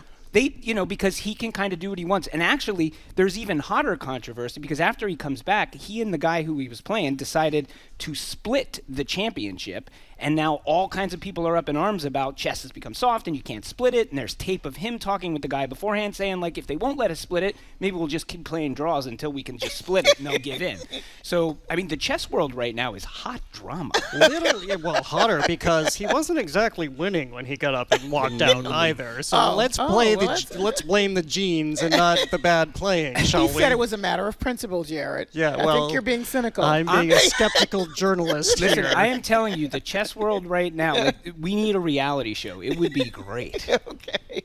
All right. Well, I don't know what else to say about it, but I thought he was good to walk out. Well, of course, it was New Year's Eve, and we're still close enough that we can share some of our own resolutions. We did this on the show last year. I don't know if you all remember your resolutions last year. Oh, Callie's already saying no. My resolution was to see more free admission to museums. This was before Boston began its pilot program, so I feel like I saw mine somewhat resolved. So this year, mine is going to be to do more cooking because we're having a lot of cookbook authors on the show, and by I say more cooking, I mean cooking. some cooking. So that maybe I can have more of an idea of what I'm talking one about. step past heating up. Wait, that is not cooking, Edgar? Is that what you're so telling me? you're going to have to go past heating up for it to count as cooking. That's this is not hard. cooking. Yeah, right. Flash forward to next year, this is not going to happen. I think I had a resolution for Netflix last year. You gave resolutions to other people, Callie, which is the most Callie Crossley thing I can think of. What was Netflix started off as a place where you could get the whole season. And then they started doing the regular TV thing where they distribute once a week, which I detest. Drop the whole season. They've done that more. And I have no time for that. You are ridiculous. on that almost as much as he's on Free Museum Edition. That's right. This it's is ridiculous. like your personal crusade. It is my personal crusade. But now I will do a personal one this year and say I'm all about education this year. I have to take a giant leap in technological education on many formats. Probably even the one when I was trying to watch the movie on the plane. Probably some education was needed. Let's start with not watching the biggest blockbuster on the planet on a 2-inch screen. Yeah. Anyway, so that's what's happening. All right. With me. So I think mine last year was to try to put my money where my mouth was, Yes. and if there was something that I felt like was good, I wanted to support it with my dollars. I would give myself a B minus. I think I will try to continue that this year. I think I can do better. My new one for 2025, I will say, is don't wait. No waiting. No procrastinating. Let's go. If there's something that I like or want or think ought to be done, I'm going to try to be better about doing it right away. That's good. That's right. what I'm going to try. Yeah. Okay. Well, so I have a feeling I'm going to have a D or a D minus this time next year, but hope springs eternal. I'm going to have a straight up F, let me just tell you right now. So unless you count cereal cooking. All right. And that means that we should move on because we're not waiting for our lightning round. These are the headlines that caught our attention this week. Callie, what's yours? Well, it's interesting. New York City is, once again, the most popular tourist destination in the U.S. That would seem obvious, but they lost a lot of traction during the pandemic. And now this, in 2024, nearly reached, that's a 3% gap, back to pre-pandemic levels. People are just flooding the streets, doing all kinds of stuff, even though, Jared, you and I have talked about this, the average cost of a night at a hotel was $303. And I would say that's before they put all the taxes on. Oh, definitely. It's more. That sounds like a bargain. Yeah, if exactly. You can find a $300 so hotel that's, room. Saying a lot that they've managed to get people back. Obviously, they have a number of people coming from other countries, and that has helped as well. But Americans are traveling to New York as well. So back to number one. Wow. Very nice. Yeah. Edgar? Well, this is a little sort of like a one-shot deal, kind of follow-up Friday. We talked about Stephen King, who had these radio stations for years in Maine, and he played rock music on them, and he kind of kept them afloat with his own money and was kind of like, I gotta sell these. Well, they thought they were going to close down, and two local businessmen purchased one of the radio stations.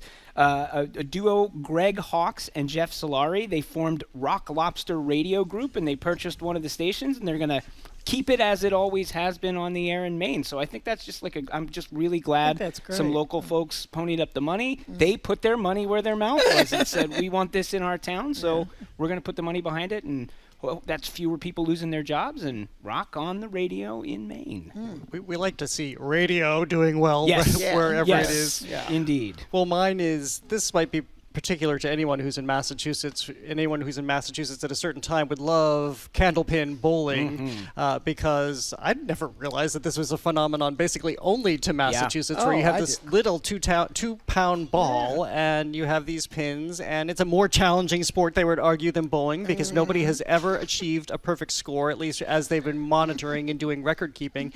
The most sequential strikeouts has been 7.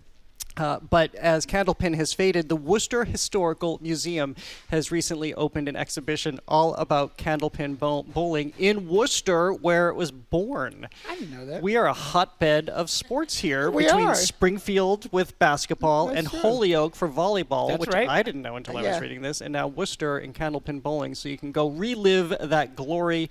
And the museum is located right around the corner from where it all began. Wow. Many, I never many heard years of that ago until in I the moved here. 1800s. Yeah. Never heard of it. I hadn't either. Yeah, and I did a story years ago with there's like one manufacturer left in Massachusetts that still makes the candlepin bowling balls, and they've been doing it sort of since the start, and they have kind of this proprietary technology to get them perfectly round and everything. Super cool. Wow. Yeah. Flashback to little Jared and bowling 3 aisles over because those little 2-pound bowls can fly across the room. Well, that is all the time we have for the Culture Show today. You can tune in on Monday for a look at the Arctic through the eyes of artists and explorers by way of an exhibition at the New Bedford Art Museum. Plus, Ned Hinkle of the Brattle Theatre previews their upcoming series featuring some of the best films of 2024. Today, as part of Community Canvas, we're featuring the work of artist Jill Rosati on our digital mural. Rosati is a tattooer, installation artist, muralist, and contemporary painter. To learn how you can have your artwork featured on our Wright and headquarters, check out the Culture Show's website. Callie, what's coming up on Under the Radar this week? Well, we're talking with Dr. Aditi Nurokar of Harvard. She has written a book called The 5 Resets. We thought going into the new year, good thing to do. It's rewiring your brain and body for less stress and more resilience. Also talking about the 4-day work week. We have one of the leading researchers in Massachusetts talking about that, and a local company already doing it. So if that was the case, we would not be here today. Well, thanks today to the BPL technical and logistics crew, Maddie Geyer, Bill Francis, Sandra Lopez-Burke, Juan Jose Cadena, Chris Hanks, Pat Lally, and Olivia Corshio. Thank you to everybody who came down to the library today. We love having you here. Thank you so much for being with us. Also, thanks to the Lenox Hotel and to the Newsfeed Cafe. I'm Jared Bowen. Have an art and bowling-filled weekend. Where's Mary? Where is she? Where is she? She's just about to close up the library! The Culture Show is made possible in part by a generous contribution from the Fiducia Fund, proud to support this station's arts and culture programming.